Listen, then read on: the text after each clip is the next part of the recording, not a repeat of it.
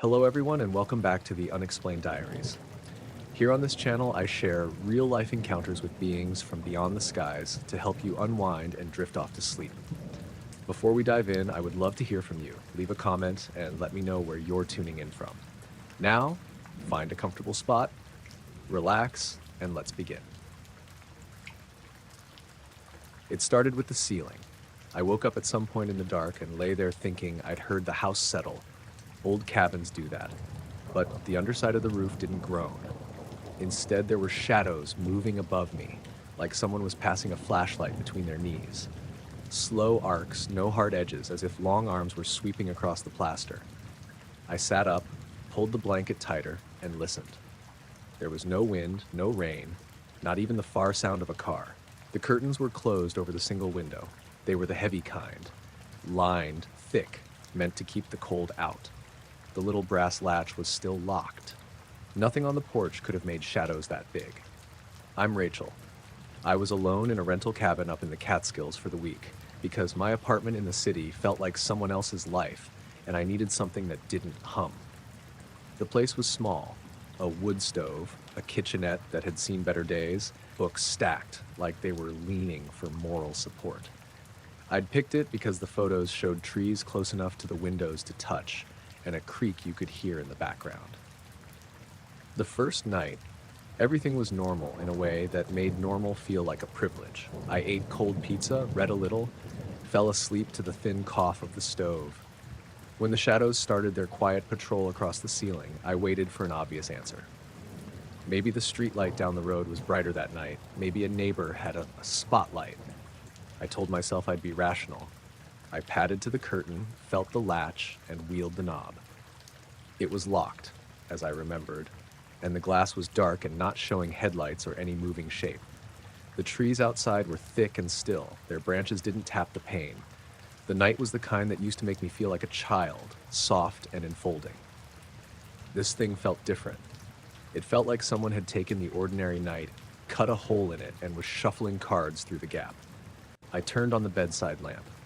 The shadows didn't stop. In fact, they seemed to move more distinctly against the patch of ceiling that the lamp didn't reach. That was the first time a real stupid fear made my mouth go dry.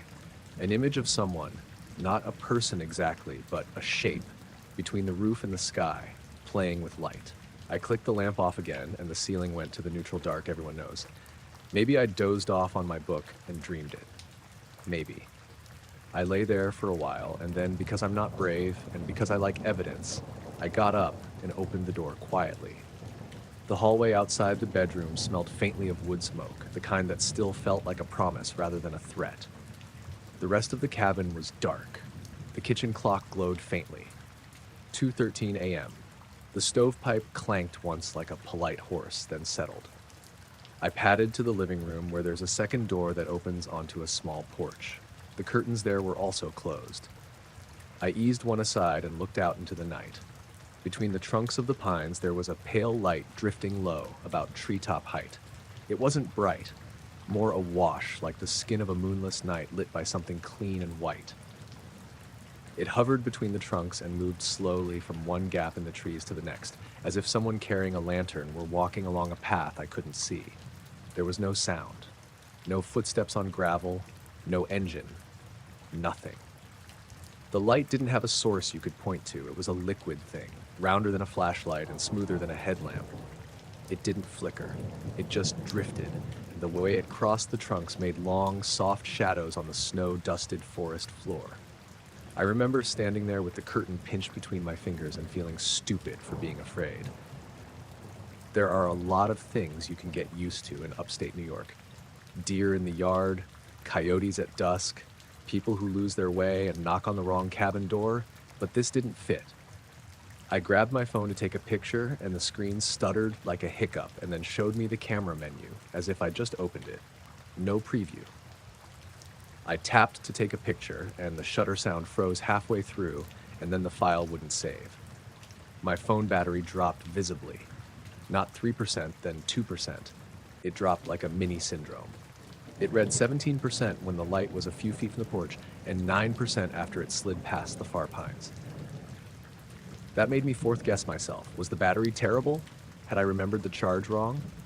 Even that felt like a small symptom of something else. For the next 20 minutes, I watched from the doorway. The light drifted along a line I couldn't trace, between trees, then back, then hesitated and swept slow arcs. The way the light moved made me think of someone reading the trunks like book pages, scanning them without touching. Eventually, it angled toward the creek and then vanished behind a thicker stand of birch. I watched until I couldn't see any pale glow at all, then eased the curtain shut and got back into bed, hands shaking. Sleep didn't come easy after that. I lay awake thinking of insect noises that had stopped, the chirp of crickets, the far call of a barred owl. The yard had been too quiet when the light was there, like all the small life had paused the way you pause a record. Once, sometime after 3, I heard another thing, a single soft scrape near the side door, like someone dragging a foot over the gravel. I froze and listened, and then the scrape stopped. There was no second scrape and no sound of any vehicle pulling away. I didn't open the door. In the morning, the cabin looked normal in the harsh way things do after a night of oddness. Sun filtered through the curtains the same as always, the wood stove needed another stick of kindling, the coffee maker took too long to warm up. I tried to be practical, check the lock, check the windows, call the owner. The deadbolt and the latch on the porch were both in place just as I'd left them. There was no physical evidence of someone having been up on the roof or outside the house. But when I walked the perimeter with my sneakers and stood on the porch, there were impressions in the moss on the far side, shallow and too neat to be deer prints. They were almost like the outline of a boot but softer, as if whatever had made them had weight but not a heel. They started at the rock slab and trailed off into the ferns. I took two pictures. The camera on my phone showed plain green and then a corrupted speck where the impressions were. I told the owner what I'd seen, and he laughed the cautious laugh of someone with property to protect. Probably a neighbor with one of those LED lanterns, he said, or some kids messing about. He offered to come up with a spare flashlight and to check his motion lights. I found myself not taking comfort in his explanation. The person I had seen in my doorway that night, if it had been a person, would have had to walk through a stretch of pines no one uses and not leave a proper trail. And the scratches, small, like the drag of something round, were the wrong shape for human feet. I stayed another night because I'm stubborn about plans and because, half meanly, I wanted to prove to myself it had been nothing. The second night was full of other strange little things that accumulated like beads on a string. My kitchen radio, which usually picks up distant NPR clear as a bell, shimmered into static for a full minute and then came back on with a different host mid-sentence. The dog of a neighbor 2 cabins down barked hard at 1:45 a.m. and then didn't bark again for hours. My analog alarm clock reset itself to 12 at some time between midnight and dawn. By 3 in the morning, I was awake again. This time, when the shadows started across the bedroom ceiling, it felt like being under observation rather than in a story. The shape of the shadow was wrong, too long, and too slow. I turned on every light in the cabin, the kitchen, the living room, the sconces. The shadows still slid above like something outside had a strip of white paper and was running it gently across the roof. The lamp over the stove hummed and briefly dimmed, then brightened as if someone had changed a dial. My phone buzzed with one text from an unknown number that only read, "You should leave." There was no signature. I called the number and it went straight to voicemail. I packed my bag before dawn. I didn't tell the owner I was leaving early because the explanation I would have given, the cabin felt watched and the trees had footprints that weren't quite boots, sounded foolish in the polite light of morning. The drive down the mountain was slow because the road was narrow, and I kept glancing in the rear view at the trees. They looked normal enough. Trunks standing in a row, little branches catching sunlight. In the car, my phone booted itself 3 times like it had to reinitialize, and the battery settled back to what it had been when I'd left the city. I called my sister, who likes practical questions, and said I'd had a strange night. She asked if I'd had too much wine. I told her about the light and the ceiling and the soft prints. She told me to get home and not to go back. I did go home. The city noise is its own smothering thing, but it felt easier to live with than that dense, quiet attention in the woods. I slept in my bed properly that night, the city skyline throwing orange bands into my curtains, and I didn't see shadows crawl across any ceilings. I've told a few people, a friend from grad school who wants to believe in mysteries, and my neighbor who says it was probably a deer with a reflective collar, and neither had an answer.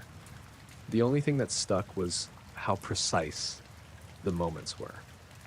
A light that skimmed between trunks, shadows moving like slow hands, the odd small failures of electronics, the little trail of impressions that wasn't human.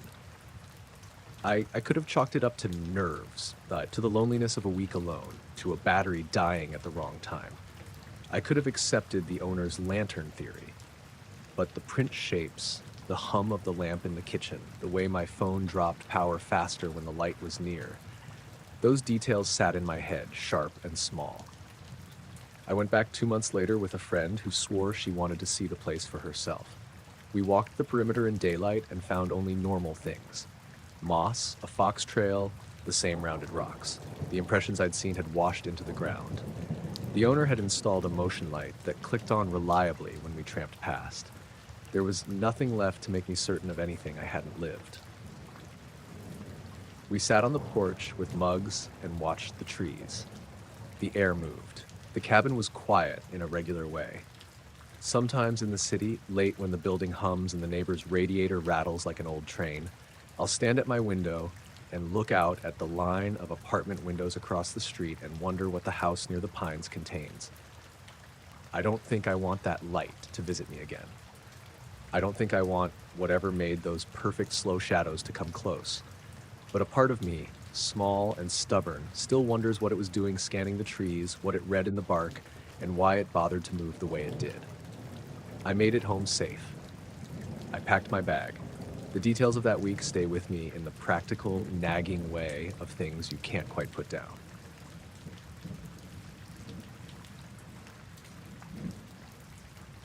I was finishing my rounds at the Ticonderoga Lighthouse just before midnight, the summer air sticky and thick with the scent of Lake Champlain. The wind had picked up more than usual and the lake was choppy, the waves slapping the rocks below the lighthouse in steady, uneven rhythm. I had just checked the generator and the backup light panels, making sure everything was running smoothly before I settled in for the night. That's when I saw it. It was hovering a few hundred feet offshore, maybe 50 feet above the water, and it was glowing, like a reflection off the lake or the lighthouse itself, but a solid, pale white light, spherical, like someone had hung a globe in the air. The first thing I noticed was that it wasn't moving like a drone or a helicopter. The wind was gusting, the lake tossing spray into the night, and that thing just stayed there, almost anchored with no visible means of support. I rubbed my eyes, thinking it might be a buoy, some light from a boat, or a reflection from a passing car on the distant Route 74. But the closer I looked, the more I realized it wasn't behaving like any of those things. The light didn't flicker, and it moved against the wind in a slow, almost deliberate drift. I grabbed my binoculars from the shelf and aimed at it. No seams, no panels, no rotors, just a perfect, glowing sphere. I tried the VHF radio, calling out to the few vessels I knew were on the lake at that hour. Echo Bravo, this is the Ticonderoga Lighthouse. Do you copy? Nothing. Static. I called again, this time to the Coast Guard frequency, just in case. Still nothing. Not a single response. I checked the AIS system, none of the boats near the sphere, none on radar, nothing showing up. That made the hair on my neck stand up. The sphere drifted closer, but it didn't feel threatening, at least not like it was going to crash into the lighthouse or anything. But it was unnerving. It moved smoothly, silently, against the gusts, as if the wind didn't exist. I stepped out onto the lighthouse balcony, gripping the railing, and the whole night felt different. The fog had started rolling in from the north, thin at first, then thick enough that it was starting to catch the light from the sphere, giving the whole lake an eerie, glowing haze. I took out my phone. I tried snapping a photo.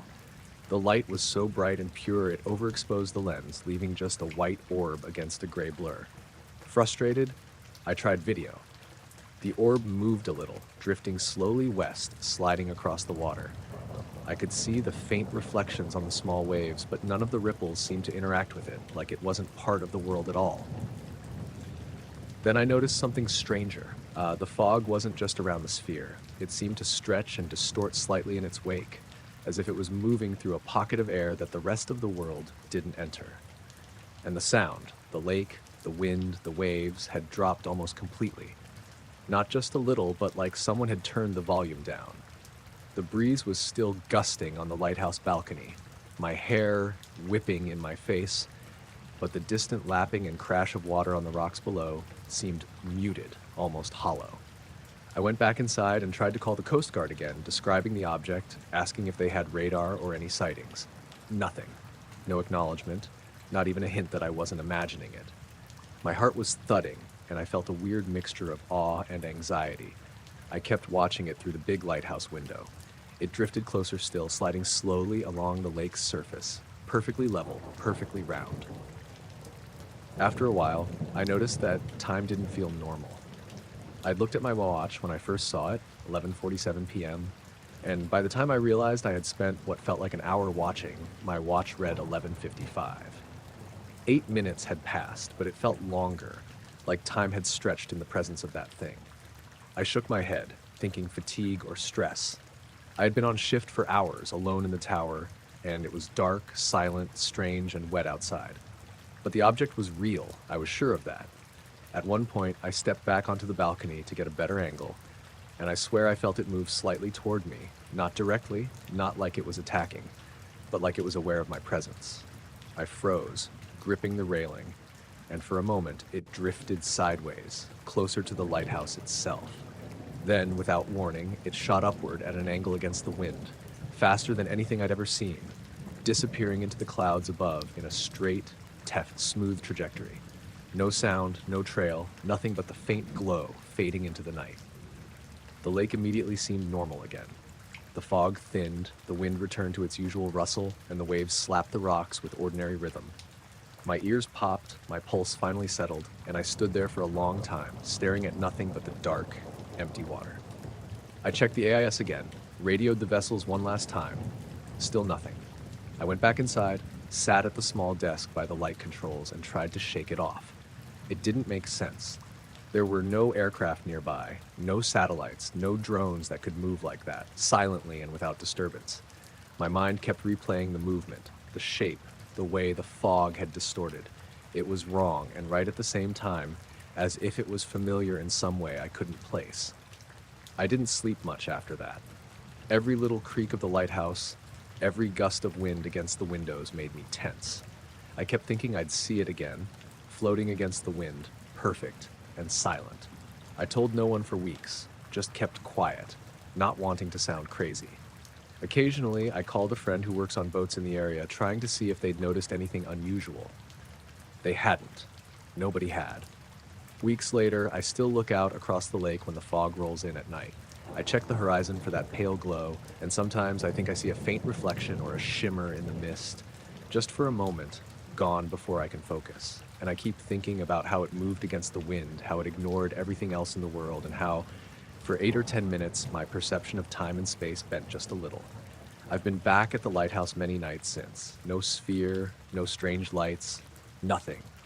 Just the wind, the lake, the fog rolling over the rocks. But sometimes, when the fog is thick and the night is still, I can't help checking the horizon, watching the lake, waiting for the impossible to appear again.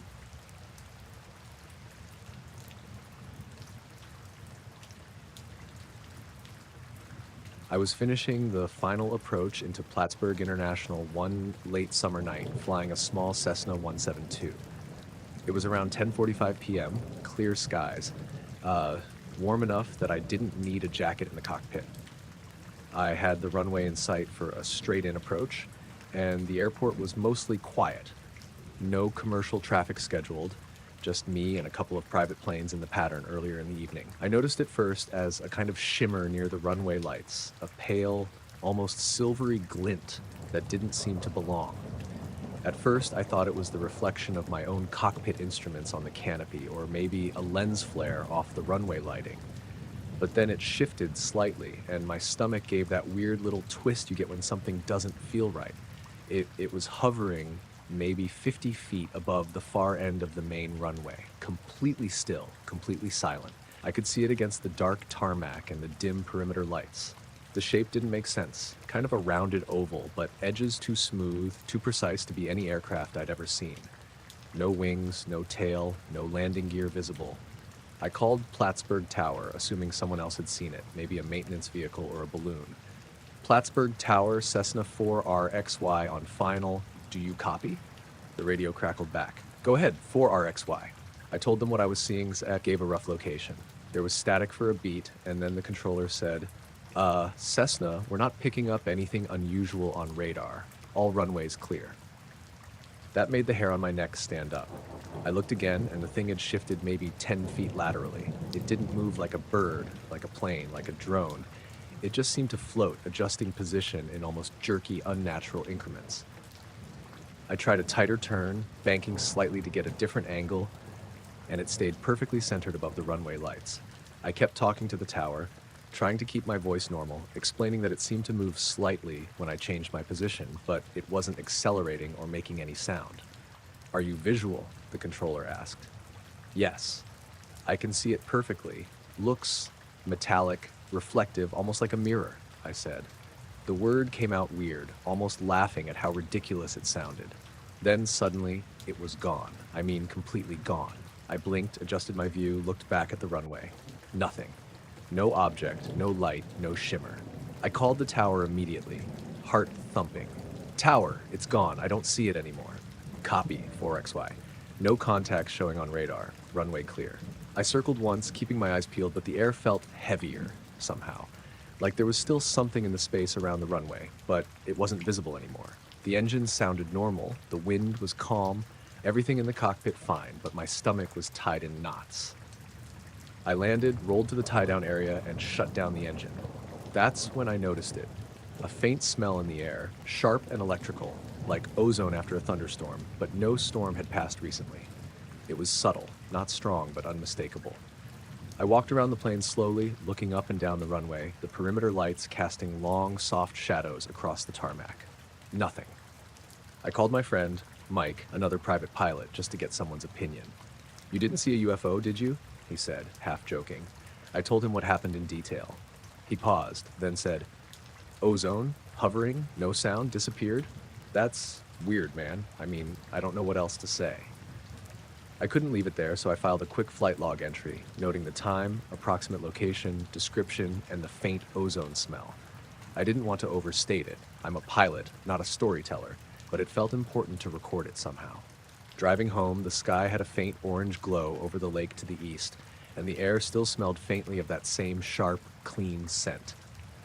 I kept checking the rearview mirror, half expecting to see some glint or shimmer following me. Nothing.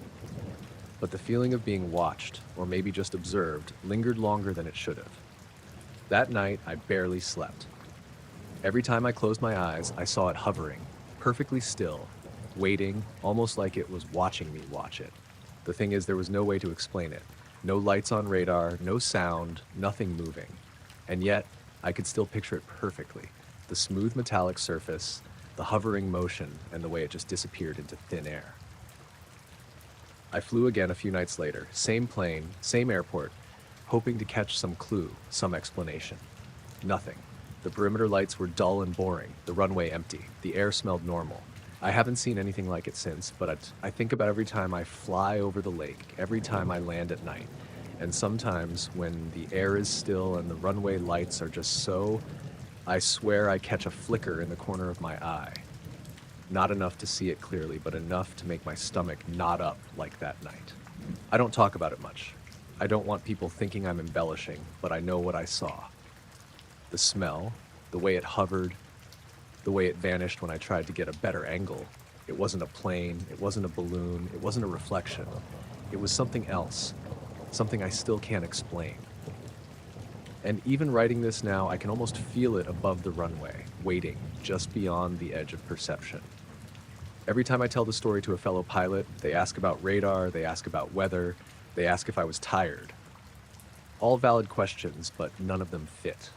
The night was clear, the radar clean, I was wide awake. It wasn't a trick of the mind, I know that. And I'll keep flying, because that's what I do. But every late night approach into Plattsburgh, I can't help glancing at the far end of the runway, just in case it decides to show up again. I pulled my boat into a quiet bend along the St. Lawrence River just as dusk was fading. The sky was thick with clouds, low enough to make the far shore look like a shadow. I'd been fishing here for years, sometimes staying until late, but that night felt different from the moment I stepped onto the river. There was a stillness that went beyond calm water. Even the usual chorus of frogs and night birds seemed muted, like they were holding their breath. I pushed off the dock, motor humming softly, and let the current drift me toward a section I liked where the river curved into a small cove. My fishing poles were ready, tackle organized, nothing out of the ordinary. I'd been alone for maybe 20 minutes, adjusting the lines and watching the water ripple gently, when I noticed something odd. The surface ahead of me shifted in a perfect circle, concentric ripples spreading outward like someone had dropped a stone. But the water was flat and I hadn't thrown anything. I leaned over the edge of the boat, shining my flashlight across the dark water, expecting to see a log, a deer, maybe even a floating piece of debris. Nothing. I shrugged it off at first, blaming the current or an odd reflection of the clouds. But then it happened again, almost immediately. Another set of ripples, perfectly round, forming slowly like the water itself was being pushed up from below. I froze. My hands were gripping the edge of the boat without realizing it. The ripples moved, expanded, and then stopped, leaving the river perfectly still again. I sat back in the boat, heart thumping, telling myself I was just tired, imagining things after a long day of work. Then I noticed the glow. At first, I thought it was a reflection from the lights of the far shore, but it didn't move with the clouds or change with the water. It hovered just above the rippling circle, faint, pale, almost like a weak moon trapped in the mist. No sound, not a hum or buzz, nothing, just this soft floating light. I leaned forward, squinting. The orb didn't seem to have a solid shape, not perfectly round, but not irregular either. It floated maybe 3 or 4 feet above the water, directly over the ripples. I raised my flashlight, flicking it across the orb, expecting it to scatter or reflect. Instead, it jerked slightly upward, like it had felt the light, then hovered again. I couldn't make sense of it. I reached for my phone to call the local marina, maybe see if anyone else had seen anything, but the signal was gone, as expected this far out. I called out softly, "Hello? Anyone there?" The water swallowed my voice. I was alone, completely alone, and the orb didn't respond. But something about the way it hovered made me feel like it was aware I was there. I tried to move closer, paddling quietly, keeping the flashlight steady, but the moment I neared the circle of ripples, the orb suddenly accelerated straight upward. No sound, no disturbance in the air, nothing but a streak of faint light disappearing into the cloud cover. I blinked, and it was gone. The water was still again, completely flat, no ripples, no trace of movement. I sat frozen, gripping the edge of the boat. My mind raced, trying to reconcile what I'd just seen. 100 possible explanations ran through me. Bioluminescent algae, a drifting lantern, a trick of the clouds, even a fishing buoy, but none fit. Not the precision of the ripples, not the way the light moved, not the silence. I stayed on the river for a while longer, scanning the water with the flashlight. Nothing. Every shadow looked like it could hide the orb returning. Every wavelet seemed too deliberate. Eventually, I started heading back to the dock, motor quiet, trying to keep calm. The ripples never returned, the mist stayed thick, and the river felt heavier than usual, like it remembered what had happened. When I got back to the dock, I noticed small, circular depressions in the mud where the boat had floated, almost perfectly round. They weren't just from the hull.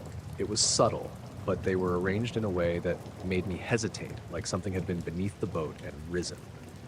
I knelt down, pressed my fingers into one. Cool, damp, ordinary mud. But still, the impression was too neat, too intentional to be from waves alone. I told Elise about it when I got home. She nodded, wide-eyed, but quiet. I could tell she thought I was shaken, maybe imagining things, but I wasn't. I'd been fishing on this river for years, alone at night, and I'd never seen anything remotely like this. I've gone back to that bend since a few times during the day and at night, but I haven't seen the ripples, the orb, nothing. I thought maybe it had just been a rare phenomenon, an odd trick of the water and light. But sometimes when the wind is calm and the mist drifts low over the river, I swear I can feel it. The weight of being watched, the sense that something could emerge again just beyond my sight. I don't sleep on the river anymore. I stick to the edges where the lights of the town reach, where I can call out and someone might answer. I fish, I enjoy the quiet, but that night hangs with me. The ripples, the orb, the silent rise into the clouds. I can't explain it.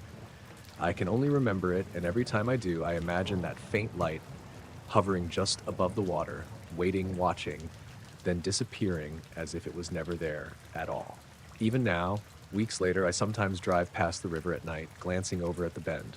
I see only darkness and mist, but I feel the memory of the light, and I wonder if it's still there, just beyond reach, in the same perfect circle on the water, silent.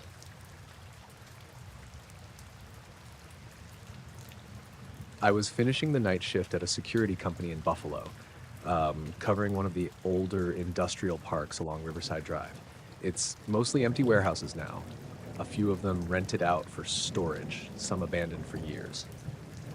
My routine was simple: walk the perimeter every hour, check cameras, make notes, radio in every so often. Usually uneventful, and I preferred it that way. It was mid-September, one of those nights where the air is cool but humid, with a low cloud ceiling that made everything feel dim and pressed down.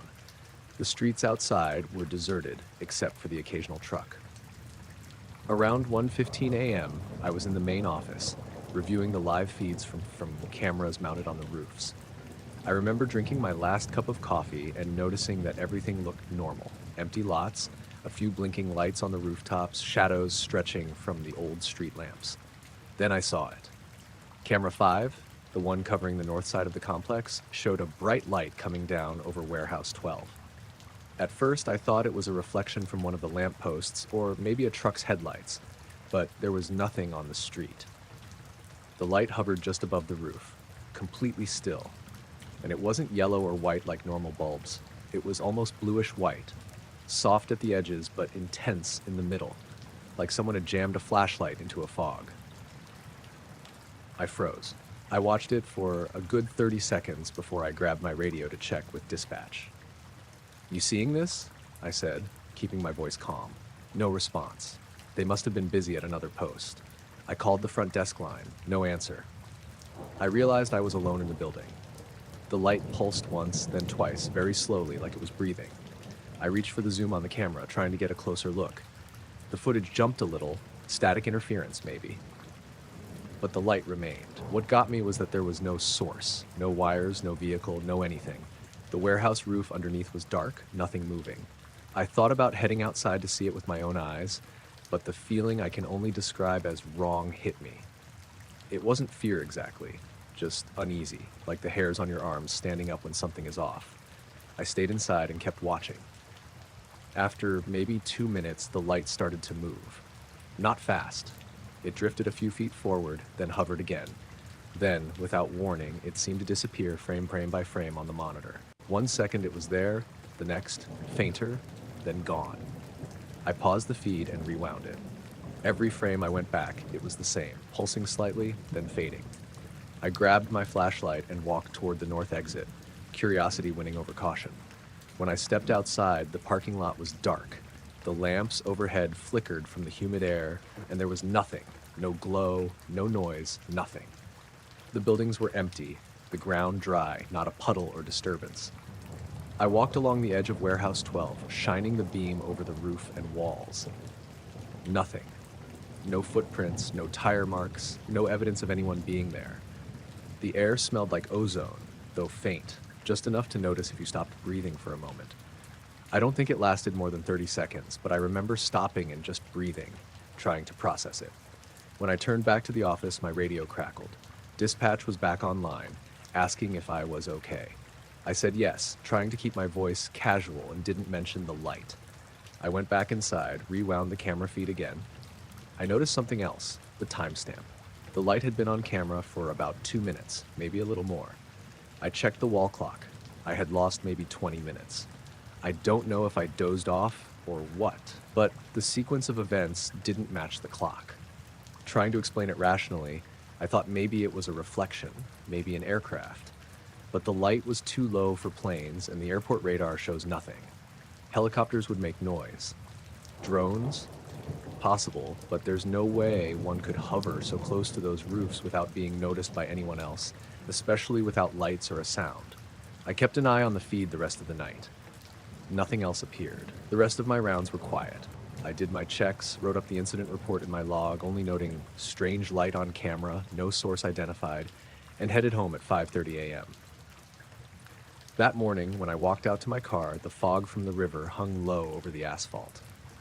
The whole industrial park looked the same: old warehouses, cracked concrete, empty. I stopped at the gate for a moment, half expecting to see that blue-white glow again, but it never came. I tried telling my friend Greg, another guard, what happened. He laughed it off, said I was probably tired or seeing reflections. But when I showed him the footage, he got quiet. He said he didn't know what to make of it, but he agreed it was weird, the pulsing, the way it disappeared.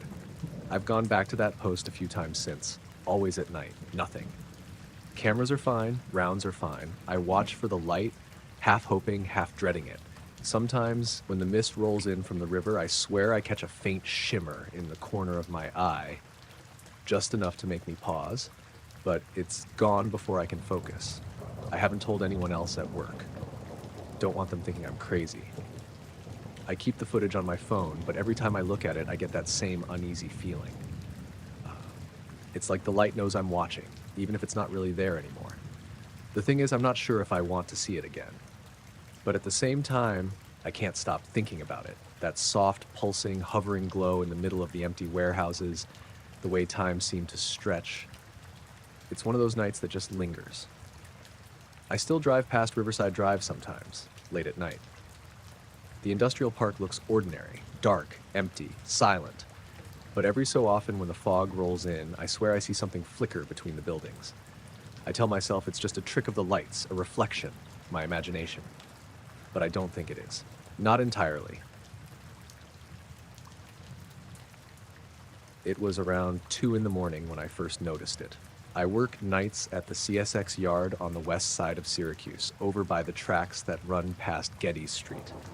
I'd been doing maintenance shifts there for about 3 years, mostly checking couplers, running brake tests, that kind of thing. The yard's not exactly busy at that hour, most of the freight's stationary, and it's just a few of us moving around in reflective vests under the floodlights. That night was clear, but cold. Early March when the snow's half melted, but the air still bites your skin. The wind off the Onondaga Lake comes through those yards like a knife. I remember because I'd been using one of those little propane hand warmers in my coat pocket, and it had already gone out. I was walking between 2 rows of tank cars, heading toward the east end to recheck a stuck handbrake. It was quiet, except for the usual distant hum of highway traffic and the occasional clank of metal cooling. The kind of silence that's never complete, but close enough to make you hear your own breathing. The first thing that caught my attention was how dark it was between 2 of the cars ahead of me. The yard lights spill over almost everything. There's always some glow, even under the cars, but in that one gap, it was just black. Not like a shadow, more like a space where the light stopped existing. It looked wrong, too clean-edged, like a section of the world had been cut out. I thought maybe it was my eyes adjusting from looking at my phone, so I blinked a few times and walked closer. That's when I realized the darkness wasn't staying still. It was shifting, slowly, like something was moving between the cars. I stopped walking and listened. Nothing. No footsteps, no metallic creaks, nothing brushing the gravel. Just this sense that something was there, big enough to block light but quiet as air. I called out, "Hey, anyone over there?" Because sometimes guys from the next shift come early and mess around. No answer. The dark shape didn't move away, it just adjusted again. It slid a few feet to the right, still between the cars, still perfectly silent. I started to think maybe it was smoke from one of the old engines that had been idling earlier. That's the only thing that made sense. So I took a few steps closer, shining my flashlight toward it. The beam just stopped, didn't reflect, didn't scatter, just ended. like it hit something completely matte. I backed up without realizing it, my boots crunching on the ballast. I kept expecting to hear someone laugh or yell gotcha, but the whole yard was dead quiet. After a minute, I radioed into my coworker Mark, who was on the far end of the yard near the switch controls. I told him I thought someone was between the cars and that I was going to check it out. He grumbled, said he'd head my way. While I waited, I kept the flashlight steady on that black gap. It didn't move anymore, just sat there. I swear it looked like it was absorbing the light. I know that sounds stupid, but there wasn't even a glint off the steel where the beam hit. It was like looking into a hole. Then, just before Mark's light came into view from the other side of the line, the darkness shifted again, this time fast. It sort of pulled upward, like it lifted itself between the cars and vanished into the air, not up into the sky. Just gone, like it folded into the night. By the time Mark got there, I was standing maybe 20 feet from where it had been. I told him I'd seen someone or something move through the cars, but when we both checked, there was nothing. No footprints, no scuff marks, nothing disturbed in the snow-dusted gravel. That's when we noticed how cold the metal was. The tank car nearest where the shape had been, number 533821, I remember it clear, was coated with a thin layer of frost. Everything else around it was just wet from melting snow, but that one car looked like it had been sitting in a freezer. I touched it through my glove and still felt it sting through the fabric. Mark touched it too, then frowned and said, "What the hell? It's 28 out, not 10. We checked the adjacent cars and they were normal, only that one section was freezing cold. We stood there a while, not sure what to make of it. He asked if I was sure it wasn't steam or exhaust. I told him it didn't move like that. There was no haze, no edges, just perfect black, like the light itself stopped working there. He shrugged it off, said maybe it was an optical thing. But as we walked away, I noticed his breath clouding heavier than before, like the temperature around us had dropped a few more degrees. We finished the rest of the shift without saying much. Around 4 a.m., when the yard lights switched over for the morning cycle, I passed that same row again. The frost was gone, but there were streaks on the metal, long vertical ones, like something had run wet hands or gloves down the side. That part really got to me because it looked deliberate, 3 long, uneven marks, like fingers dragging condensation. I told our foreman the next day, mostly because the cold spot could have meant some kind of gas leak or chemical issue, and I didn't want to be blamed if something corroded. He sent one of the day guys to check the tank, and they said it was completely fine. No leaks, no residue, no temperature difference. He laughed when I mentioned the black shape. Said maybe I was tired or seeing shadows from a passing plane. But the thing is, there are no flight paths that low over the yard, and even if there were, planes don't block light like that. A couple nights later, I brought my own infrared thermometer gun, the kind you use for checking brake temps. When I passed that car again, the reading dropped to -4 degrees for a few seconds before climbing back up to the mid-20s. I didn't tell anyone that part. What's weird is how subtle it all was. There wasn't any big event, no sound, no flashing lights. Just a quiet section of the yard where light stopped working for a few minutes, and afterward, everything felt off, colder, emptier. I started taking my breaks inside the switch cabin after that.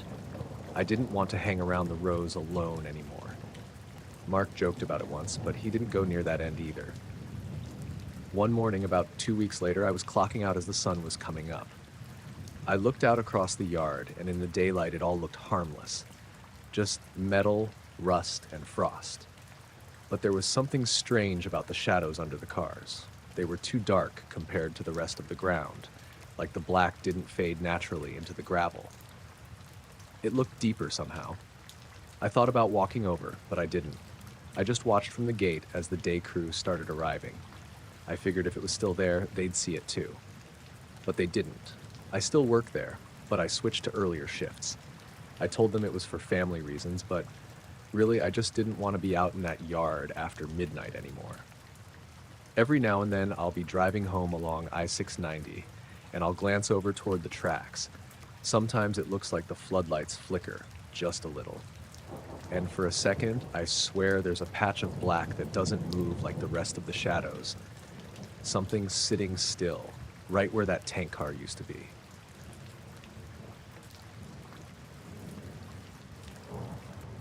I pulled my old aluminum boat into the small cove at the Albany Reservoir around 10 o'clock, just as the last of the city lights were disappearing behind the hills. The night was unusually still for early September, humid but not oppressive. The kind of night where everything feels heavier, almost slow. I had my fishing gear in the back, the cooler with some beers, and a lantern dangling from the bow, just enough light to see my lines and the edges of the boat. I like to come out here late. Fewer people, less noise, and the water's calmer than any pond or creek I've fished. I pushed off and let the current take me a little deeper into the reservoir. The surface was perfectly smooth, only rippling when a fish broke the top. I'd been casting for maybe 20 minutes when I noticed it, a reflection on the water that shouldn't have been there. Not the moon, not my lantern. It was faint, like a soft white shimmer, almost like sunlight on the surface, but the sky was completely overcast. I frowned, trying to convince myself it was just the lantern bouncing oddly off a wave. I adjusted my position, leaned over, and the shimmer didn't move with me. It stayed in the same spot. I tapped my rod against the boat, trying to make a sound to shake off my imagination. The reflection split briefly, like the water itself was bending it, then reformed. I reached for my flashlight and shone it over the water toward the spot. The reflection didn't correspond to anything I could see. No floating logs, no rocks, nothing above the surface. I leaned closer, gripping the edge of the boat, trying to see if it was some kind of optical trick. And then it vanished. Just like that, gone. No ripple, no fade, nothing. I blinked and shook my head. Maybe it was a trick of the clouds, a patch of lighter water reflecting something distant. But then it appeared again, in the same spot, maybe 15 feet ahead of the bow, brighter now, sharper, like someone had painted it on the water. I froze. My heart was thumping, slow but heavy. I tried to tell myself I'd just been staring too long, but my gut told me this wasn't normal. I leaned over the side to get a better look, careful not to tip the boat. The reflection was so clear it looked almost like a glowing coin lying under the surface. I reached a hand toward it, and the moment I did, it disappeared again. My arm trembled as I pulled it back. I sat up and scanned the reservoir, shining the flashlight across the water. No movement, no hint of anything unusual. The forested shoreline was dark, the occasional owl or bat passing silently. Just me, the boat, and the water.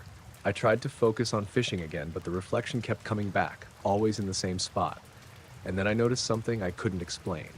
Subtle ripples spreading outward from it, concentric rings that didn't match any movement of the boat or breeze.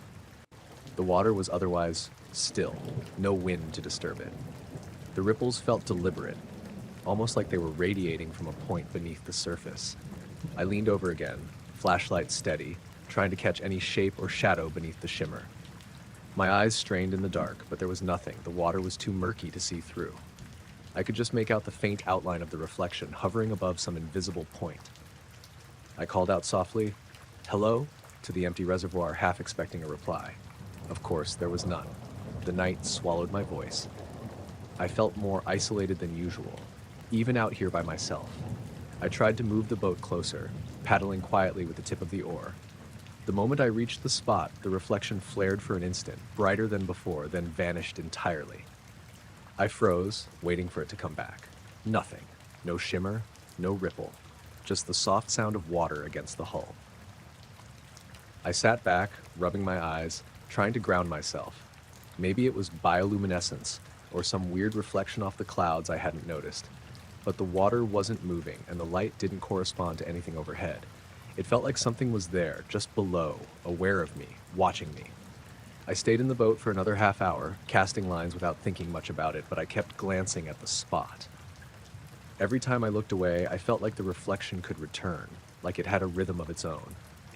I tried taking pictures with my phone, shaking slightly with the lantern's beam, but the images came out dark.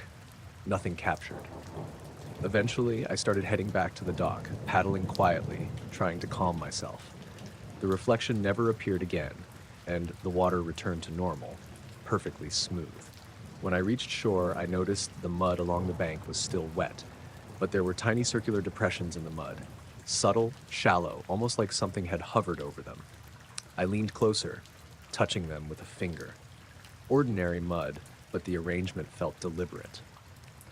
I packed the boat quickly, my hands a little shaky. I told myself I'd come back another night, maybe with a buddy, but I haven't. Something about the water that night, the way the reflection hovered, the perfect circles on the mud, made me uneasy. When I tell Elise about it, she listens, nods, doesn't question me, but I can see the doubt in her eyes. I don't blame her. I don't even fully understand what I saw. I've fished this reservoir hundreds of nights, alone, and I've never seen anything like that. Some nights now, when I drive past the reservoir, I glance over, half expecting to see that same shimmer hovering on the water. But there's nothing, just the dark, quiet surface, as if the reflection had never been there at all. Yet I know it was. I can't explain it, and that's what keeps me from going back alone. I don't fish late at night anymore.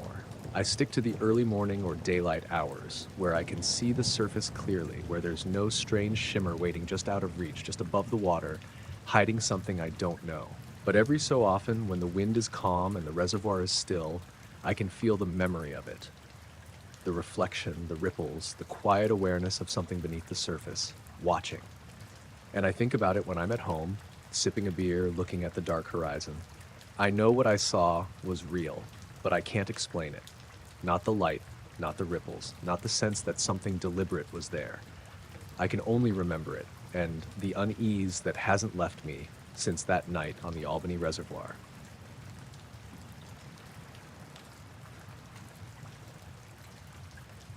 I had planned that weekend in the Taconic Mountains for months. Me and my girlfriend, Elise, wanted a simple camping trip. No cell service, no distractions. We drove up late Friday afternoon, the sky overcast, a little drizzle that turned into light rain as we set up our tent in a clearing about a half-mile off the main trail. The trees were thick, the ground damp, and everything smelled like wet pine. By the time we got the fire going, it was almost dark. We ate some sandwiches, drank warm tea, and just listened to the rain dripping off the tent canopy. I remember Elise pointing out that the mist hanging low between the trees made the whole place feel unreal, almost like we'd walked into one of those old landscape paintings. Around 9, the rain stopped, but the mist stayed. I went out to grab more firewood and noticed a faint glow moving between the tree line. At first, I thought it was another camper's flashlight, but as I squinted, the light wasn't walking or swaying like someone carrying a torch. It hovered, slowly drifting low to the ground. I called Elise over, whispering, "Do you see that?" She nodded, wide-eyed. We watched as it moved through the fog, drifting left, then right, descending toward the denser part of the forest. I grabbed my flashlight and tried to track it, but the beam barely penetrated the mist. When I got closer, the light was gone, just vanished. No trees moved, no sound, nothing. We stayed quiet for a long time. Even the usual night noises, owls, rustling leaves, felt muted like someone had turned the volume down. I told myself it was a deer's eyes reflecting light or some weird trick of the fog. Elise agreed reluctantly, but she was tense, holding my hand tight. Later, we tried to shake it off and went back to the fire. I poked at the logs while she wrapped herself in a blanket. That's when I noticed the ground around our campsite. There were these flattened patches in the leaves, circular, perfectly round, scattered around the clearing. I shone my flashlight over them. They weren't muddy or disturbed, just pressed down as if something had hovered there briefly. No footprints, no broken twigs, no branches bent, just the leaves flattened. I pointed them out to Elise. She crouched down, running her fingers over the edges. "That's weird," she said. Not like an animal. Too neat." I agreed. My stomach was tightening.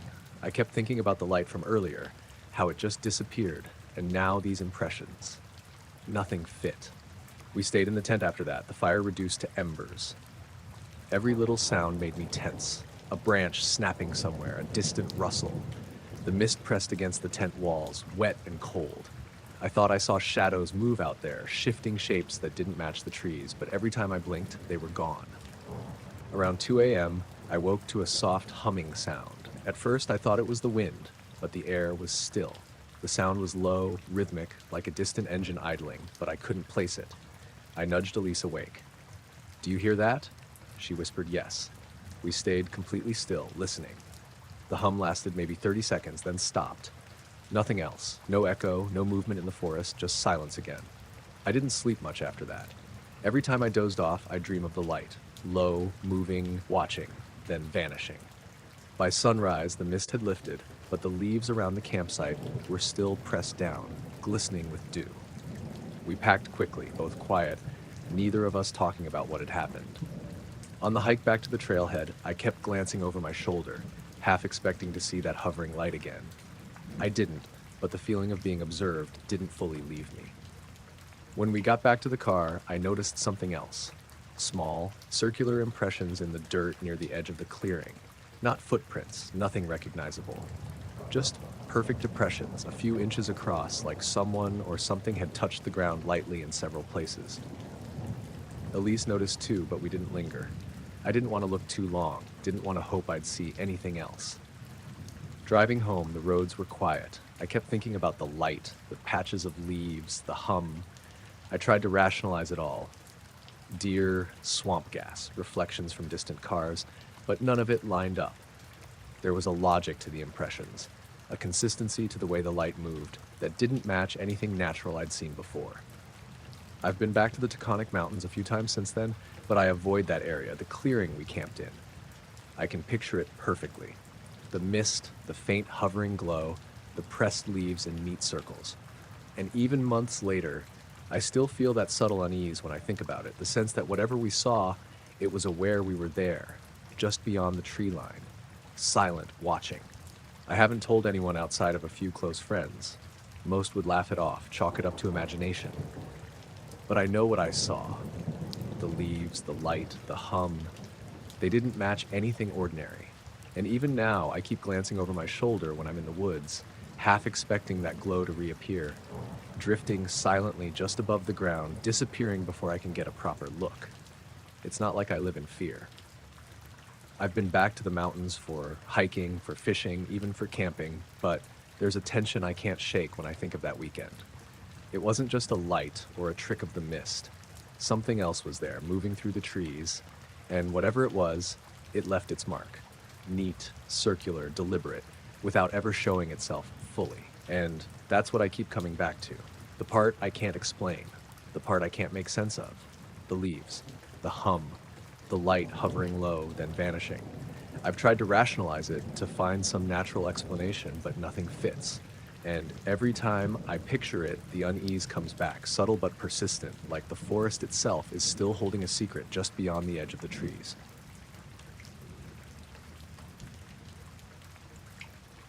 It was a warm night in late June, one of those evenings where the air feels thick, but not uncomfortable. I was sitting on the porch after dinner, just letting the house cool off before heading to bed. I live a few miles outside of Stillwater, Oklahoma, on a quiet stretch of land. Not farmland exactly, but enough open space to see the horizon in every direction. My dog, Boone, was lying by my feet, half asleep, twitching every now and then like he was dreaming. The sky was perfectly clear. Not a single cloud, just that deep, endless blue-black you get on summer nights. You could see the Milky Way faintly, which always made me pause a bit. I don't get many nights like that anymore. No wind, no bugs buzzing, just the steady hum of crickets and the occasional bark from somewhere down the road. I was halfway through a beer when I noticed the plane. It was coming from the west, a small blinking light, moving slow and steady, probably cruising at 30,000 feet. I've always liked watching them pass, wondering where they're going, who's on them, that sort of thing. This one looked normal at first, steady white light, faint red on the tail. It took maybe 30 seconds before I realized it wasn't moving anymore. At first, I thought it was just an illusion, that I'd lost perspective or the plane had turned toward me. But after another minute, it was clear it had stopped, just hung there in the sky, perfectly still. No movement, no sound. I leaned forward in my chair and shaded my eyes like that would help. Boone lifted his head and gave a low, uncertain grunt. The light didn't flicker like a star or blink like an aircraft beacon. It just glowed, a dull, steady white. I remember thinking maybe it was a helicopter hovering, but it was too high up, and besides, I would have heard it. The air was dead calm. Even distant highway noise carried that night. There was nothing. I got up and stepped off the porch into the yard. The grass was cool and damp, and I kept my eyes locked on that light. It didn't shift or drift, it stayed fixed in one exact spot. Then, without warning, the stars around it seemed to bend. That's the only way I can describe it. Like the patch of sky around it warped slightly, as if seen through heat haze, except the air was cool. The stars near it wobbled for a second, and then the light was gone. Just gone. I stood there for a long time, scanning the sky. No streak, no fade out. It didn't move away. It simply wasn't there anymore. Boone got up and started pacing, sniffing the air and whining. His tail was down. I went back to the porch and sat down, still looking at the spot where it had been. After a while, I convinced myself it was a trick of the eyes. Maybe the plane turned its lights off or banked hard and disappeared into the darkness. I even laughed a little, trying to brush it off. But about 10 minutes later, I noticed something else. The crickets had stopped. The silence was sudden and total. Even Boone froze mid-step. I could hear the electricity humming through the security light at the side of the house, that faint, high-pitched buzz you only notice when everything else goes quiet. I waited. Nothing. No frogs, no night birds, no distant highway hum.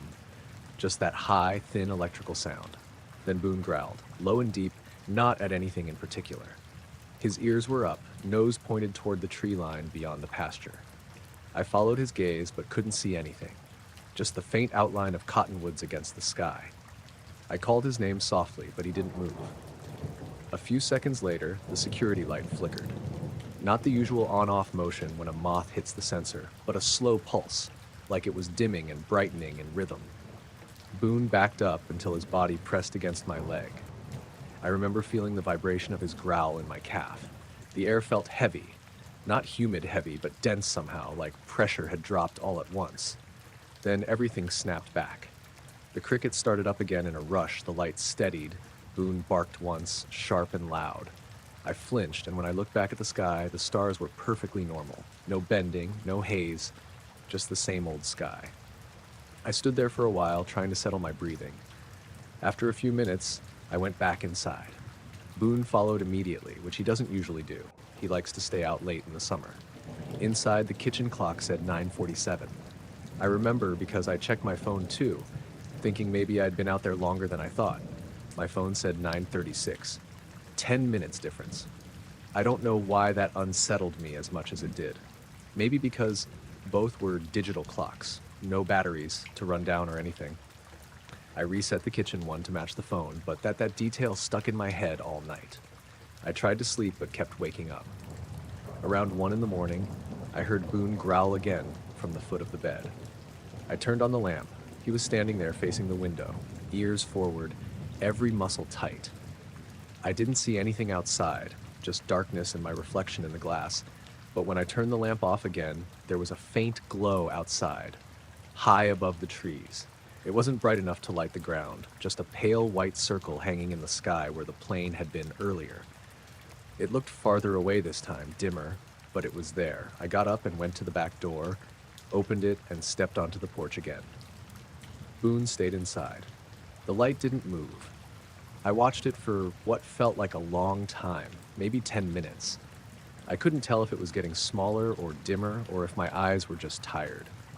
Then the stars around it warped again, the same way as before, like ripples in water. And then, once more, it disappeared. That was the last time I saw it that night. The next morning, I checked the clock in the kitchen again.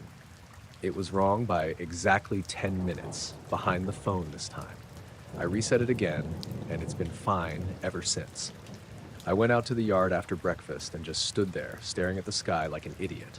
It was bright blue, normal. A few thin clouds moving in from the west.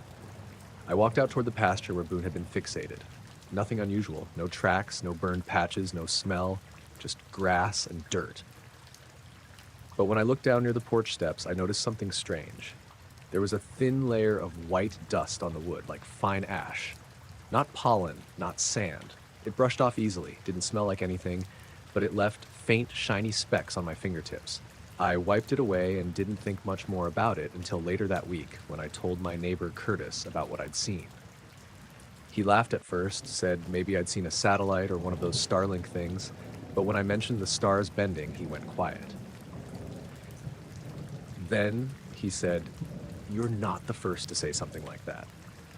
I asked what he meant, and he told me his wife had called him outside late one night last year because she'd seen a bright star hanging too low, above their barn. When he came out, it was gone. He said the weird part was their motion light had been flickering for 10 minutes straight, and their dogs wouldn't go near the back fence for days after. I didn't say much else after that, just nodded and changed the subject. It's been a few months now.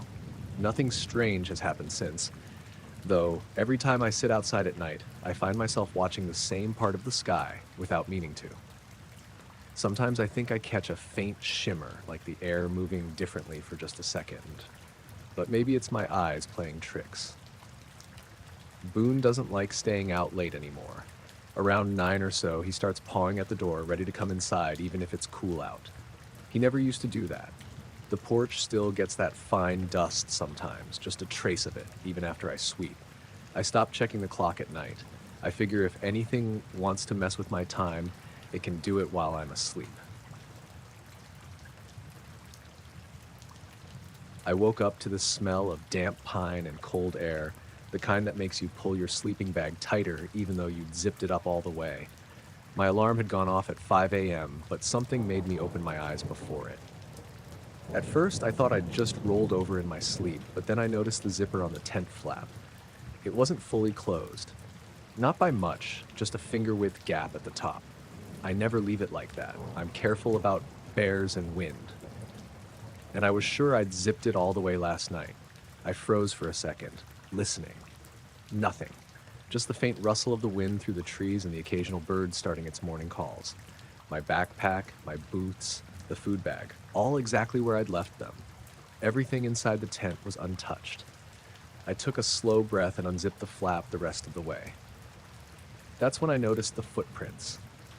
At first, I thought a deer or maybe a raccoon had wandered close, but then I realized what was wrong. The footprints weren't random. They all pointed inward toward the center of my campsite where I'd slept. Some were small, some larger, but all of them led the same direction. They circled the tent, going around it, coming closer in places, and then fading off a few feet away. There were no prints leading outward from the circle, only inward. I stepped out of the tent, boots crunching on the frosted grass. The morning fog clung to the lower slopes of the mountains, softening the light from the rising sun. Everything looked normal, quiet. I scanned the surrounding trees. Nothing.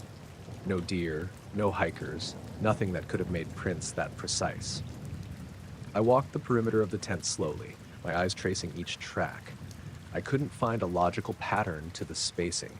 Some prints were close together, others farther apart, but the direction never wavered. Every single one pointed at the tent. My mind started running through possibilities. Someone could have been here in the night, maybe a prankster, but the nearest trail was miles away, and I hadn't seen another camper anywhere nearby. My friends weren't supposed to be arriving until the next day, and if someone had been sneaking around my tent, why leave no footprints leading away? I tried to remember my own movements from the night. I didn't remember getting up at all. No nightmares, no half-waking wanderings, and my flashlight, which I keep under my pillow, was still there. I checked my pack, everything intact. My food bag was still zipped and hung from the tree like I left it. I crouched and examined the prints again. Some of the smaller ones had an almost human-like shape, but too thin, almost elongated. Others were broader, rounder, more like a boot. None matched any of my own shoes or the boots I had in my car. I felt a shiver that had nothing to do with the cold. I debated packing up and leaving, but the fog was thick, the trails muddy. I decided to sit back on the log I'd left by the fire pit, trying to calm my racing thoughts. My coffee thermos was empty from last night, and I absent-mindedly opened it, expecting just water. It was still empty, as it should be, but the metal felt strangely cold in my hands. The sun rose higher, burning a little through the fog, and the forest came alive. Birds started chirping, squirrels chattered, and somewhere a stream gurgled. Everything looked normal. Normal enough that I almost convinced myself I'd imagined the footprints, that maybe the frost had created odd impressions in the dirt. Almost. I packed slowly, my mind wandering back to the tracks. The circle, it wasn't perfect, but the way it curved, the spacing, the inward focus, it didn't seem random, like someone or something had been studying me while I slept, moving in a calculated way. I double-checked the tent before taking it down. Nothing else was missing. Everything from last night was exactly as I'd left it. My pack, my boots, even the little notebook I keep in the side pocket. The thought of someone or something walking around me while I slept, watching, without leaving any other trace, it made my stomach tighten. As I started down the trail toward my car, the fog slowly lifting, I kept glancing back over my shoulder. Every time I thought I saw movement, it vanished into the mist. The mountains were quiet, peaceful, but I could feel it in the air. That same tension from the night, the sense of being observed.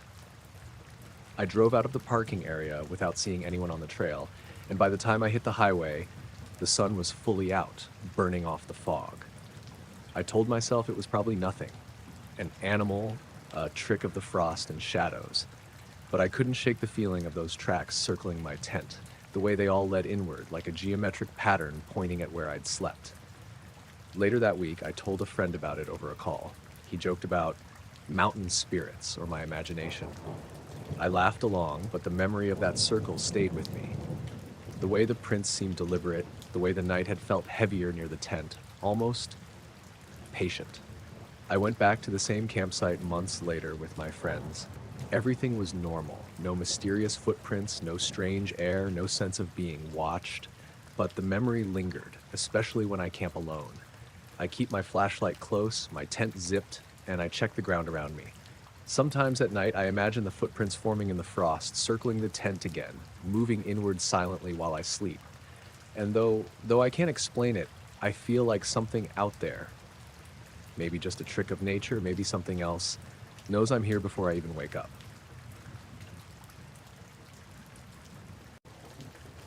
My phone buzzed on the nightstand, one of those short, sharp vibrations that wakes you without the guilt of the full alarm. I blinked up at the ceiling and saw it was 2:11 a.m. The text preview said only, "Go outside. Look west." Maya's name on my screen was enough to make me put my feet on the floor. She's the sort of friend who texts like she's telling you a small, urgent secret. Never the long explanations at 1 a.m, just the imperative. I grabbed my robe, shoved my feet into slippers, and padded to the back door. Outside, the air hit me hard and cold. It had been a warm day, but the night slipped sharp as knives. The backyard lights were off. I didn't expect anything. Maya lives 2 blocks over, and she doesn't bother watching the sky at ungodly hours. The west was a deep black behind the line of oaks that runs along the edge of our neighborhood. No stars because the tree line ate them. For a second, I thought she was joking. Then I saw it, a single red point of light, steady as a laser, hanging right above the tree line. Not blinking, just there, perfectly round, and the kind of red you don't see from an airplane. Too thin, like an LED you could hold between your fingers. It was maybe the size of a thumbnail at arm's length. My first thought was a drone, except there was no drone sound, no whirring, no breeze. The night felt too still to hold the idea of rotors. I texted back, "Where are you?" while still squinting. Her reply came almost immediately. "At the corner. It's been there 10 min, it's getting closer." I stayed on the porch even though every sensible thing in me said go back inside. The light didn't change for a beat, then seemed to resolve, like when you stop trying to read a smudge on glass and suddenly it becomes a word. I blinked, because blinking is basic human reflex and a way to stall, and when my eyes opened, the light was subtly closer. Closer enough that the space between the tree trunks that framed it made it look like it was sitting in the branches now, instead of above them. I checked the back door handle with the side of my hand, half expecting to find it warm. It was cool. The sound of the neighborhood was wrong in ways I'd notice after. The distant highway that usually thrummed like some steady creature was a thin hiss. The frogs that used to be loud this time of year were silent. A dog barked twice somewhere to the east, and then not again. You don't fully register those absences until something else happens. The porch light flickered. Not the bulb. The whole fixture flicked like someone had blinked a switch. Once and again, then steadied. My phone slid down to no bars for a second, then jumped back. I thought of calling the non-emergency line, of calling Maya's number, but the thought of moving away from the light felt like surrendering a vantage point. I wanted to keep looking. It drifted closer in still small steps, not the skitter of a drone, but the confidence of a thing that knows its path. Each time it moved, it seemed to slide between trunks as if finding a hole in the canopy to fit through. At one point, it was low enough I could see a faint halo around it where the leaves caught color and dropped back to green lightless. The red itself didn't spread. It just sat in the center like a bead of lacquer. Maya came up on my porch a minute later, her jog clothes on, hair wrapped in a messy bun, eyes wide and breath visible from the cold. She didn't say hello. She only held up her phone for a second like a talisman and mouthed, "Closer, right?" I nodded. She stepped up to the rail and wrapped her hands around it like someone holding onto a boat.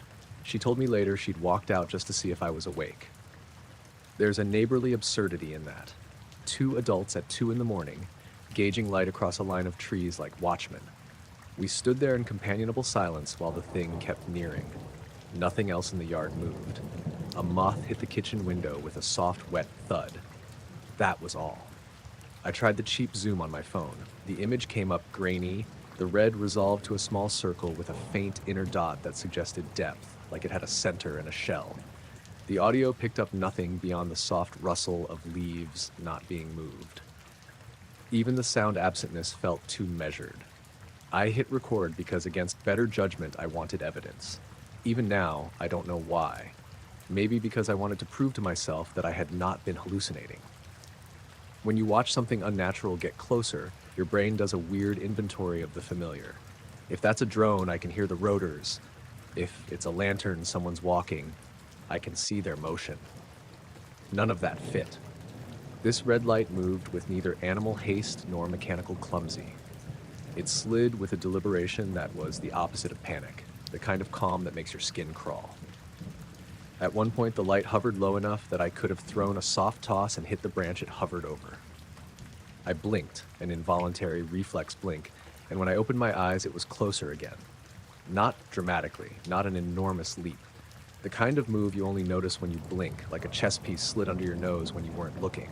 The hair on my arms pulled up. Maya saw it too. She breathed out a laugh that held no humor, more a noise of disbelief. "It blinked," she said. "When I closed my eyes, it was here." I rationalized, as human beings do, that our perceptions were playing cruel tricks because of the cold and the lack of sleep. We argued in a whisper about whether to wake her husband, whether to call 911, whether one should call 911 for a suspicious light in the trees. We opted for caution and called him anyway. He answered, voice thick and half asleep, and agreed to come look. While we waited, the neighborhood did that single curious thing people do. Neighbors emerged, one in flannel, one with a flashlight, another barefoot in a robe. There were 5 of us now, a small audience on a long, narrow stage of a street. Someone joked about aliens and the laugh came out too sharp. Everyone's phone camera failed to convey the exactness of the red. On screen, it was more like a smear, a blotchy postage stamp of crimson against black. Ethan, the guy from 2 doors down, climbed onto his truck bed to get a better angle and slipped a quarter turn on the top of his boot. He swore under his breath.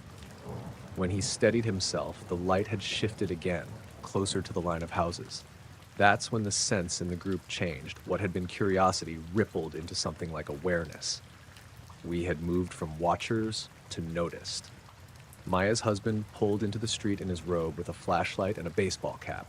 He got out and stood with his hands in his pockets. He didn't have a long speech. Nobody did. We stood together and watched one small red dot move from branch to branch like someone walking a wire.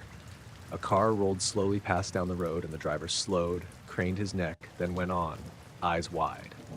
The light didn't flinch. Then the dogs started. A chorus from a dozen yards down started a staccato set of yelps and then silence. The red light dipped and went behind the dense part of the trees, and for a moment we saw nothing. I blinked. Mechanical now, a reflex I couldn't shake, and when my eyes cleared it was farther down the row, almost at the house line, the red getting brighter and more resolved, like some small reality had accreted into being as it descended. Past that point, logic and self-preservation are thin. We were out there in our slippers watching a small punctuation mark move through the trees. I thought of film tropes and the stupid, predictable ways those stories ended. I thought about how I wanted to go inside and lock the door. I thought, panic will make you sprint. Instead, I took a step closer on the railing because I wanted to see how the red looked when it was almost at porch level. It paused above my neighbor's roof, maybe 12 feet off the ground. There wasn't a source, no person, no wire. The red glowed like a coin, and then, quietly, as if someone had decided the scene was enough, it blinked out in a single, clean instant. Not a fade, just gone. The street seemed to exhale all at once. Dogs started again, a relief bark that sounded human. The night filled with ordinary sounds like a film reel snapping back into place. We all stood there under the porch light that came back on, electrical systems resetting with a clack somewhere down the line, and said the small things people say to fill an absence of explanation. Did you see that? Did it move? Who sent that text? Maya's husband shook his head and laughed like he was checking to see if humor would hold. Someone suggested it might have been a hunting laser, or a prank, or a weird break in the atmosphere. We tried words on like clothes that didn't quite fit. I went back inside because there's only so long you can stand in front of your own front door and pretend everything is normal. I locked it, checked the deadbolt twice, and made a pot of tea in a hands-on ritual that eased something tight in my chest. My phone got a single ping. Maya. It left. Sorry for the text. Her husband later said he watched the security footage from their Ring camera, and there was nothing but trees swaying and a single frame where the image over the lawn was pinprick red, and then, on the very next frame, black. The timestamps on their camera were off by 1 minute compared to mine. I slept in the chair that night with the TV low and the teacup gone cold on the side table. Every time I closed my eyes, I imagined the red dot, how small it was, how close, and the fact that it had come without a sound. In the morning, the world looked exactly the way it had the day before. Mail on the porch, the trash cans waiting, the sky like it wanted to be unremarkable. Someone from the neighborhood group posted a shaky clip taken from across the street. The red was a smear on their phone, then nothing. Maybe it was a drone, a prank, a trick of tired eyes and cold air. Maybe there was a perfect explanation that requires data I don't have. I don't have an answer. I have the memory of a text in the middle of the night, the sight of a red light that moved when I blinked, and the clean, ordinary rituals I used afterward. Locking the door, making tea, checking that the world behaved normally again. That was the balm I accepted. Normal things resumed, and I went to work the next day with the same keys in my pocket, the same dog walker at the corner, the same neighbor who borrowed sugar at noon and said, "Did you see anything last night?" I nodded and told him the small version of the story. He laughed, shrugged, and went back to his lawn. The only odd trace I kept was the little gray smudge on my sleeve where I'd wiped the porch rail after the light had passed. No explanation for it, nothing that matched a plausible source. I kept the shirt hanging by the back door for days, a quiet reminder that some nights are ordinary until the moment they aren't. It was late autumn when it happened, cold enough that the radiators in my flat clicked and hissed most nights, but not yet winter. I'd been on the local radio a few days earlier, one of those casual call-in segments they run when the news is slow. I only phoned because the host, Graham, was talking about odd things people had seen in the sky. I figured, why not? 2 weeks before that call, I'd seen something strange walking home from the pub. I cut across the park near the canal, and when I looked up, there was this line of lights hanging low and moving slowly. Not a plane. I know what planes look like, and this was too quiet, too close, and the lights weren't in any configuration I recognized. It was like 6 or 7 spheres glowing white, shifting around as if they were connected by something invisible. I stood there for maybe 30 seconds before they tilted and slid off behind the clouds. No sound, no trail, just gone. That was basically what I told Graham on the radio, a short, clumsy description of lights in the sky. Nothing dramatic. He joked about me needing another pint, the usual.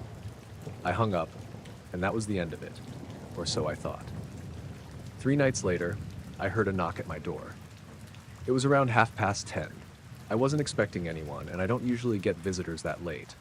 At first, I thought maybe it was the downstairs neighbor again complaining about noise, but when I opened the door, there was a man standing there I'd never seen before. He was tall, easily 6'2", and dressed in a black suit with a white shirt buttoned all the way up. No tie, though. His skin was pale, his face narrow, hair dark and combed flat against his head. He looked older than me, maybe early 40s, but it was hard to pin down. What stood out most were his eyes. Not the color, they were a dark brown, but the way he held them on me. Unblinking, fixed, like he wasn't entirely sure how eye contact worked, but was forcing it. "Mr. Harker?" he asked. That's my name, so I nodded. He didn't offer a hand or introduce himself. He just stood there in the doorway until I stepped aside out of politeness. He walked in slowly, like he was measuring each step. I asked what this was about, but he didn't answer right away. He stopped in the middle of the living room, glanced at the books on my shelf, the half-empty glass of water on the table, and at the pile of unopened mail. Then he turned to me and said, very calmly, "You described lights in the sky. I would like to know about the patterns of sound you noticed." The way he said it, it wasn't a question. More like he was reminding me of something. But I hadn't mentioned sound. Not on the radio, not to anyone. The whole point was how quiet the thing had been. I told him that. I said there wasn't any sound. That's what made it so odd. He tilted his head like he didn't quite believe me. No hum, no resonance, not even a vibration. His words were slow, deliberate, like he'd rehearsed them. Again, I told him no, just lights. That was it. He stared at me for what felt like too long, then sat down in my armchair without asking. His movements were stiff, like he was imitating how people sit but hadn't practiced much. He folded his hands on his knees and asked me to describe the exact arrangement of the lights. I did my best, but he kept interrupting to ask if they pulsed in sequence, if they overlapped, if the brightness shifted in cycles. Those were his words, pulses and cycles. I started to feel uneasy. He wasn't threatening exactly, but something about the way he focused on these details, especially the ones I hadn't even thought about, made me nervous. He wasn't writing anything down either. No notebook, no phone, nothing.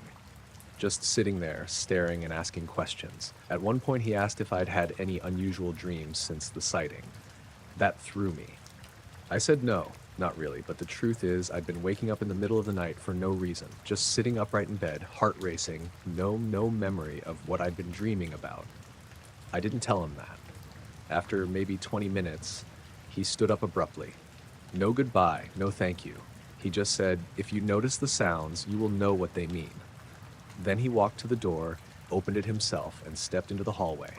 I followed him out, more to make sure he was leaving than anything. He went down the stairs slowly, again in that careful, almost mechanical way. I leaned over the railing, and by the time he reached the bottom, I expected to hear the front door open. But there was nothing. No creak of the hinges, no slam, just silence. I waited a full minute, then went down after him. The entryway was empty. The street outside was quiet, just one car parked under the lamp. No sign of him walking away. That night, I couldn't sleep. I kept replaying the conversation in my head, especially that line, the patterns of sound. It was like he knew something I didn't. The more I thought about it, the more I wondered if maybe there had been a sound that night in the park, something too faint for me to register. Or maybe he was planting the idea in my head on purpose. The strangest part came a week later. I was brushing my teeth with the bathroom window cracked open when I heard this low, steady hum. At first, I thought it was the boiler or maybe traffic from the main road, but it wasn't. It was deeper, more even, almost like standing next to an electric transformer, except it was coming from outside, not inside. I turned off the tap and just stood there, listening. The hum went on for maybe a minute, then faded out completely. I ran to the window and looked down at the street. Nothing unusual. Just the same cars, the same empty pavement. I never saw the man again. We'd gone up to Loch 80 for a weekend camping trip. My girlfriend at the time, Laura, had just bought new gear and wanted to test it out before autumn set in. It was late August, warm during the day, but cold enough at night that you wanted a decent sleeping bag. We found a spot off a forestry track on the north side, a flat bit of ground just up from the water with a clear view across the loch.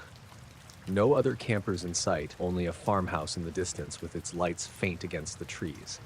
It was quiet, the kind of quiet where you hear every ripple on the water and every branch shifting overhead.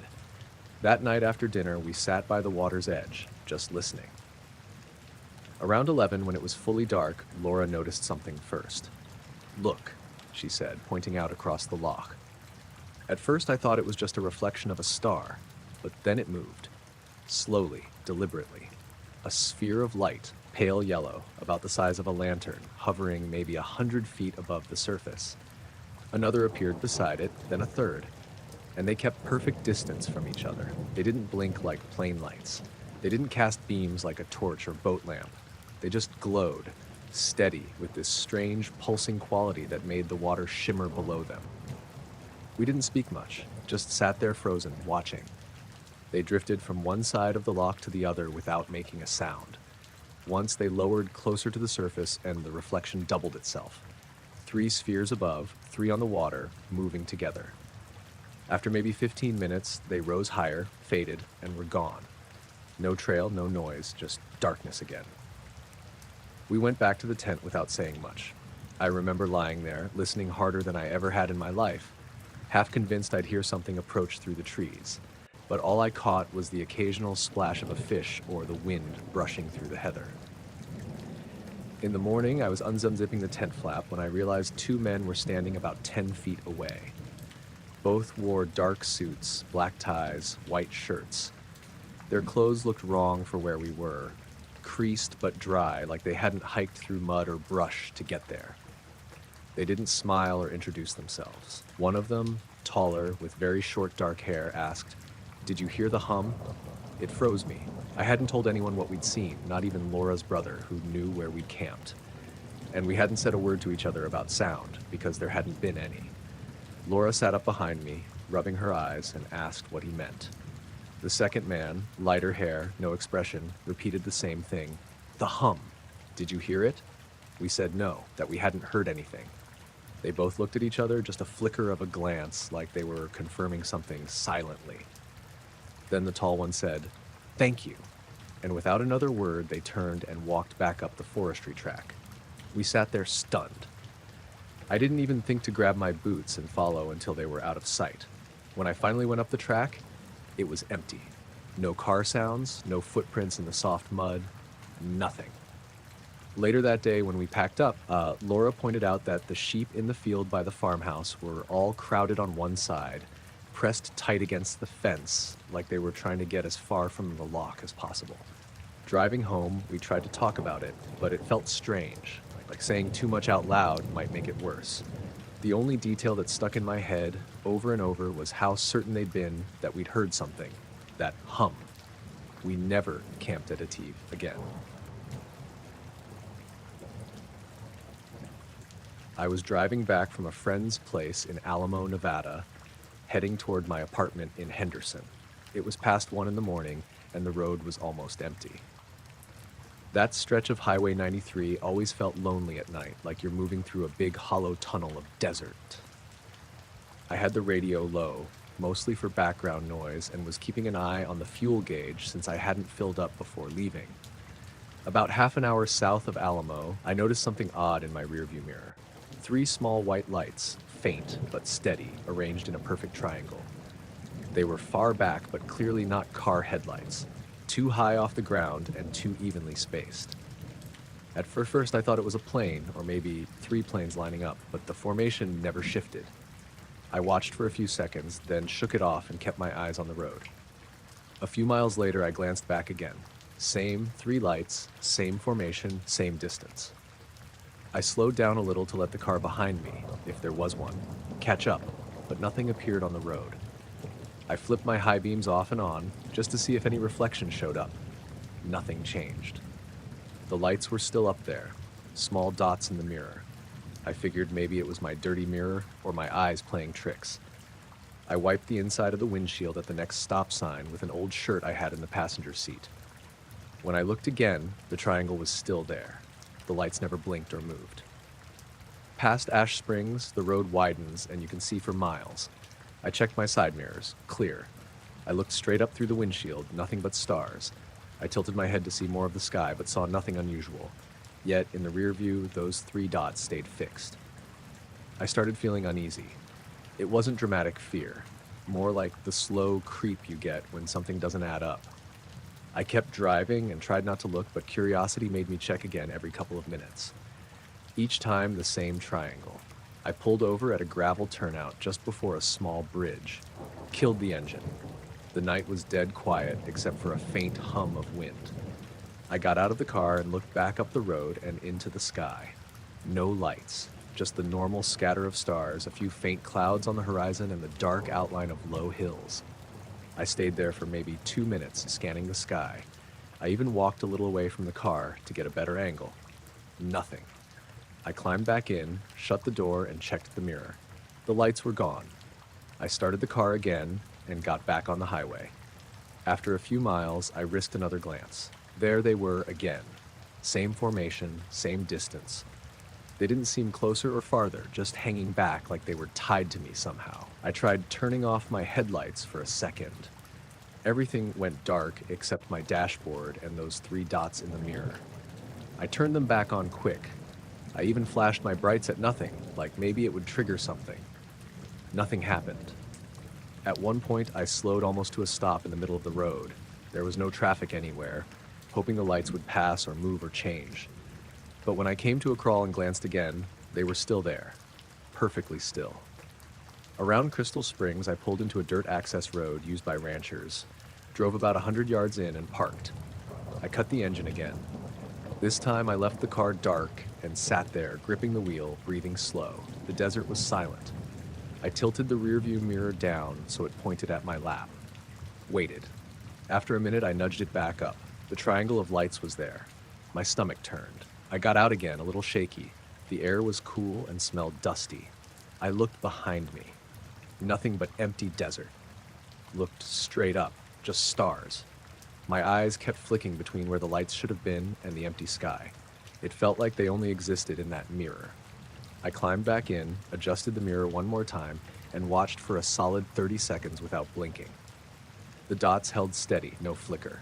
I reached back for my phone, thinking to take a photo, but the moment I raised it, the screen reflected the mirror, and I couldn't get it to focus. It just showed black. Finally, I just drove. I figured if it was some weird optical thing, it would fade, but mile after mile, the triangle stayed. I passed a rest area near Indian Springs and debated stopping, but the idea of stepping out under the empty sky again made me feel sick. Somewhere past Cactus Springs, I noticed something different. One of the 3 lights had dimmed, like a dying bulb. A minute later, it blinked out completely. Then the second went. Only 1 light remained, dead center in the mirror. I focused on the road and refused to look again for a while. When I finally did, the mirror showed only my back window and the dark highway stretching behind me. No lights. I didn't stop until I hit the outskirts of Henderson, pulled into a gas station, turned off the car, and just sat there. The sky above was blank, city lit, nothing strange. I checked the mirror a few more times while fueling up. Empty. No triangle, no single light. Just the normal reflection of pumps and asphalt. I drove the rest of the way home without seeing anything else unusual. When I parked in my spot and shut off the engine, the silence felt heavy but normal again. I stayed there a few minutes before going inside, like I needed to make sure everything around me was still ordinary. Even now, I can't make sense of it. I wasn't tired enough to be hallucinating, and I know what normal aircraft look like out here, but those lights, whatever they were, only existed in that mirror, following me for nearly an hour down an empty desert highway. I was driving back from my sister's place in Beatty, Nevada, late one Sunday night. It was one of those desert roads where you can go 30 minutes without seeing another car. The sky was perfectly clear, the kind of black where the stars look like holes punched through paper. I'd done the drive dozens of times before. Down 95, then cutting across a smaller county road toward Alamo, but this time I'd left later than usual. By the time I got onto that smaller road, it was a little after midnight. I had the radio on low, some classic rock station out of Vegas, and the heater barely running. My car's an old '06 Civic, not much insulation, so at night in the desert, it feels like you're driving a tin can. The headlights were catching the road signs in that washed-out green way, nothing unusual. Then something ahead of me caught my eye. At first, I thought it was a plane's landing light, but it was too low and too steady. A faint glow, white with a hint of blue, moving across the sky from left to right. It looked small at first, like a star, but as I drove, it stayed with me, matching my pace without blinking. I slowed down to about 50, leaning forward over the wheel. The radio made a faint pop, like when you plug in an aux cord, and went silent. No static, just dead quiet. The heater fan kept running, but the music was gone. I reached over to adjust the dial, thinking maybe the signal dropped. Nothing. That's when the glow moved directly above me. Not fast, slow, like a balloon, but steady. It was a perfect orb, maybe the size of a car if it were closer, but I couldn't tell how high it was. It didn't throw light like a spotlight. It just glowed. No sound, no wind. I kept driving, gripping the wheel. My heart was going, but I wasn't panicking yet. I thought maybe it was some kind of drone. But it was too smooth, and there were no blinking nav lights. The orb drifted ahead of me, then slowed until it was directly over my hood, perfectly centered. Then the radio came back on, but wrong. Same station, same song, but everything was reversed. It took a second for my brain to register it. The vocals were backwards, the guitar riffs reversed. It sounded like the song was being sucked into itself. I turned the radio off completely. The silence inside the car felt heavy, like the air was thicker. The orb stayed with me for maybe another 30 seconds. My speed dropped to 40, then 30. There were no pullouts, just dirt shoulders and sagebrush. I finally eased onto the shoulder and stopped. The headlights lit up a patch of gravel and weeds. I cut the engine, but left the lights on. The orb stopped too, hanging silently above the road about 20 feet ahead. I opened the door and stepped out. The air was cold and dry. No hum, no vibration. Just that thing hanging there, glowing soft and steady. It wasn't casting shadows. The stars behind it seemed dimmer, like it was sucking up the light. I took a step toward it. It didn't move. My phone was in my pocket, so I pulled it out to take a picture, but the screen stayed black when I opened the camera. The battery indicator was at 70%, but the phone wouldn't respond. No shutter sound, no focus. I looked back at my car. The taillights were dimmer than normal. The dashboard clock wasn't lit. Everything felt muted, like when snow muffles sound, except it was bare desert. The orb started moving again, slow, drifting to the right side of the road. Then, without speeding up, it lifted, just a clean, smooth ascent. No trail, no flicker. Up and up until it was gone, blending with the stars. The second it disappeared, the car's dash lights came back on. The heater fan kicked up, the radio snapped on, playing the song normally again, right where it should have been. My phone's camera opened like nothing had happened. I got back in the car and sat there with my hands on the wheel. The dashboard clock read 12:48 a.m. My watch on my wrist said 12:27. I couldn't remember if I'd checked them earlier. I started driving again, faster this time. The radio played fine, no weirdness. My phone worked, but the headlights seemed dimmer for another couple miles before brightening back to normal. When I hit the highway junction about 40 minutes later, I stopped at the gas station there. The attendant, a guy in his 20s, asked if I'd seen that light, too. I asked what he meant. He said something bright had passed over the station about an hour earlier. No sound, just light. The power had flickered inside, but not gone out. I didn't know what to say.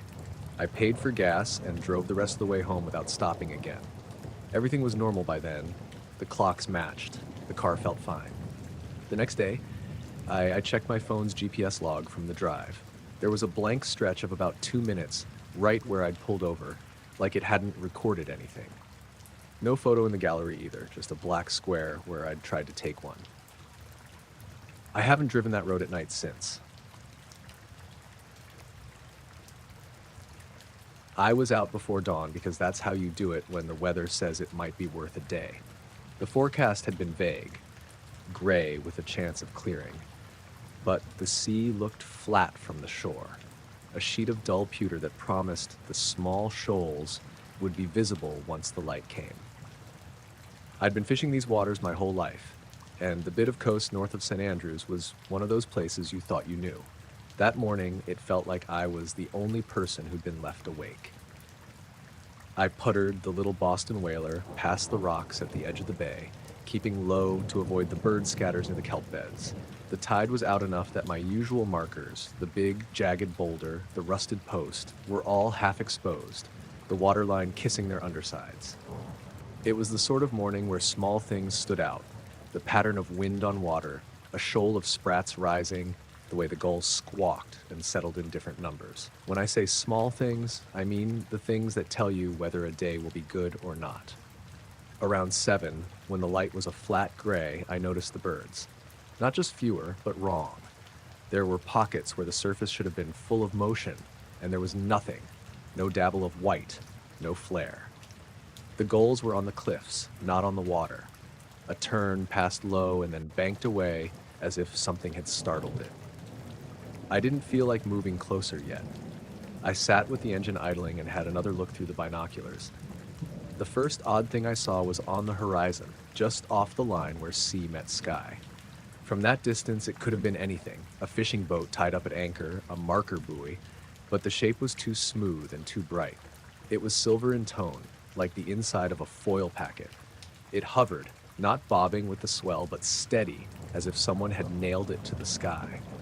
The light didn't hit it like a reflection, it seemed to glow from its own surface.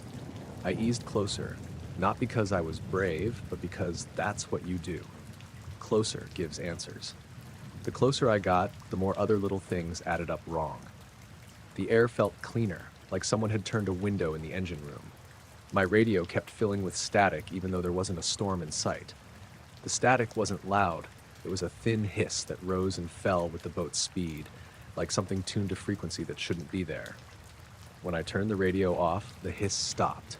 Then a second later, a faint, low sound threaded under everything, more felt than heard, like a distant harbor or engine idling and not quite in time.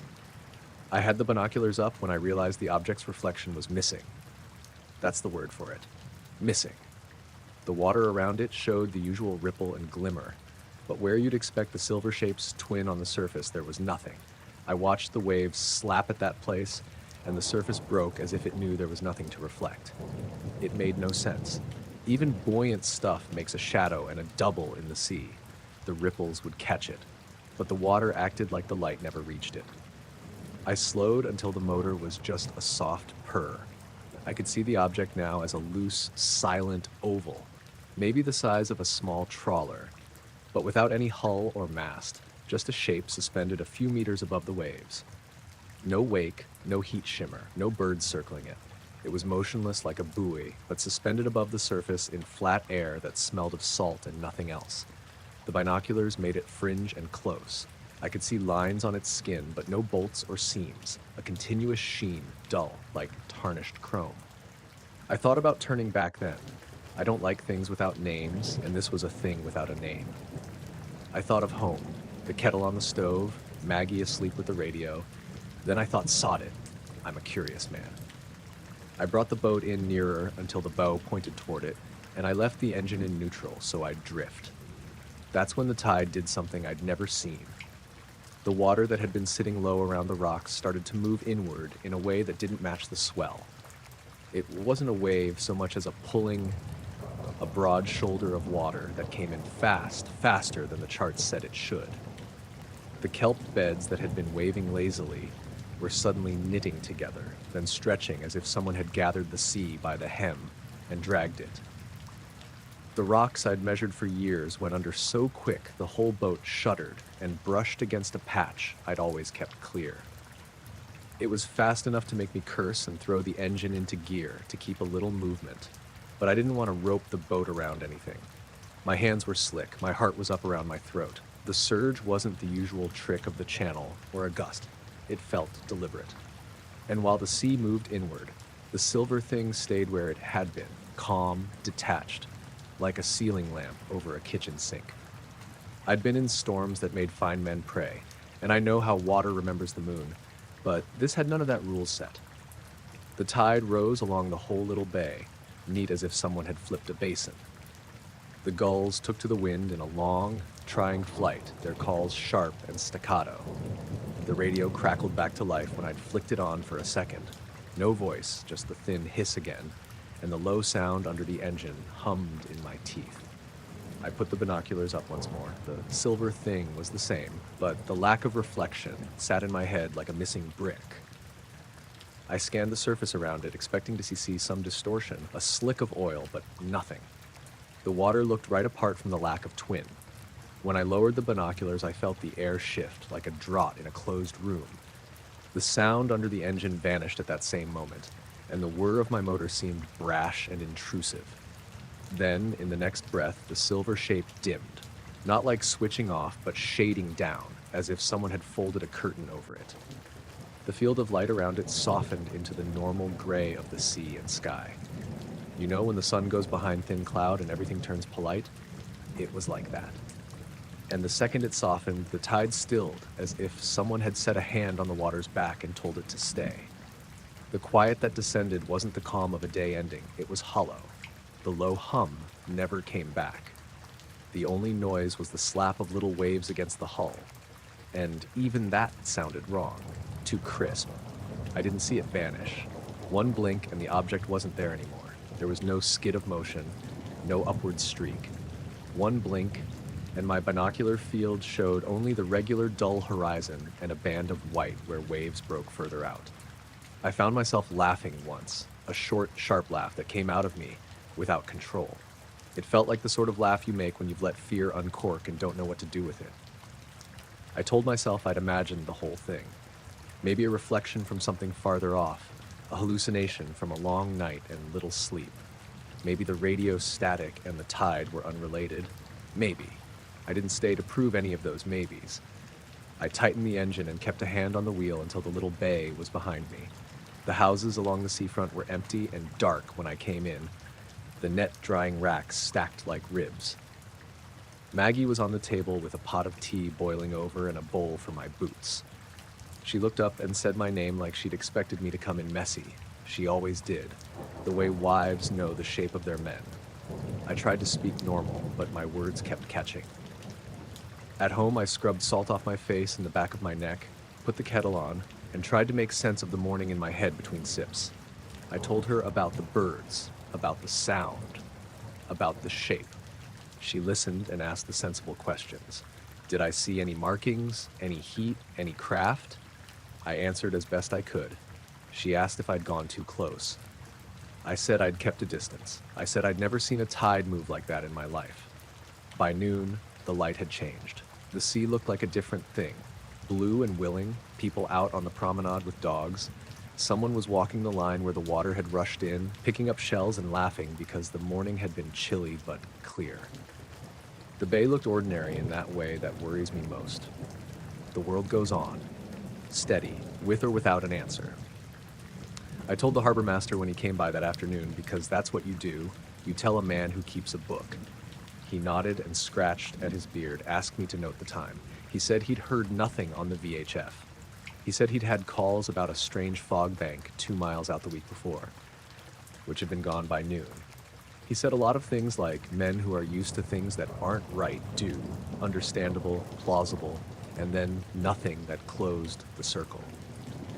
That night I slept badly and woke at odd hours, listening for a hum I never heard again. For a week, I found myself looking at the bay from the window when it should have been my mind on other things. I kept the binoculars on their hook by the door for longer than I should have. Sometimes the gulls would hang in a way that made my skin prickle, but the sea stayed steady. I don't have a tidy end to this tale. The silver thing didn't come back. The tide never surged that way again. I still can't explain why the surface where it hung didn't reflect it, why the water moved like hands had grabbed it, why the radio hissed at the moment I drew near and stopped the moment it dimmed. I can tell you only what I saw and how the morning pressed at me after. The rest sits there, a blank, easy to look past when the kettle's on and Maggie's humming in the kitchen, but as neat and stubborn as a bruise when the light hits just right and the sea looks like pewter again.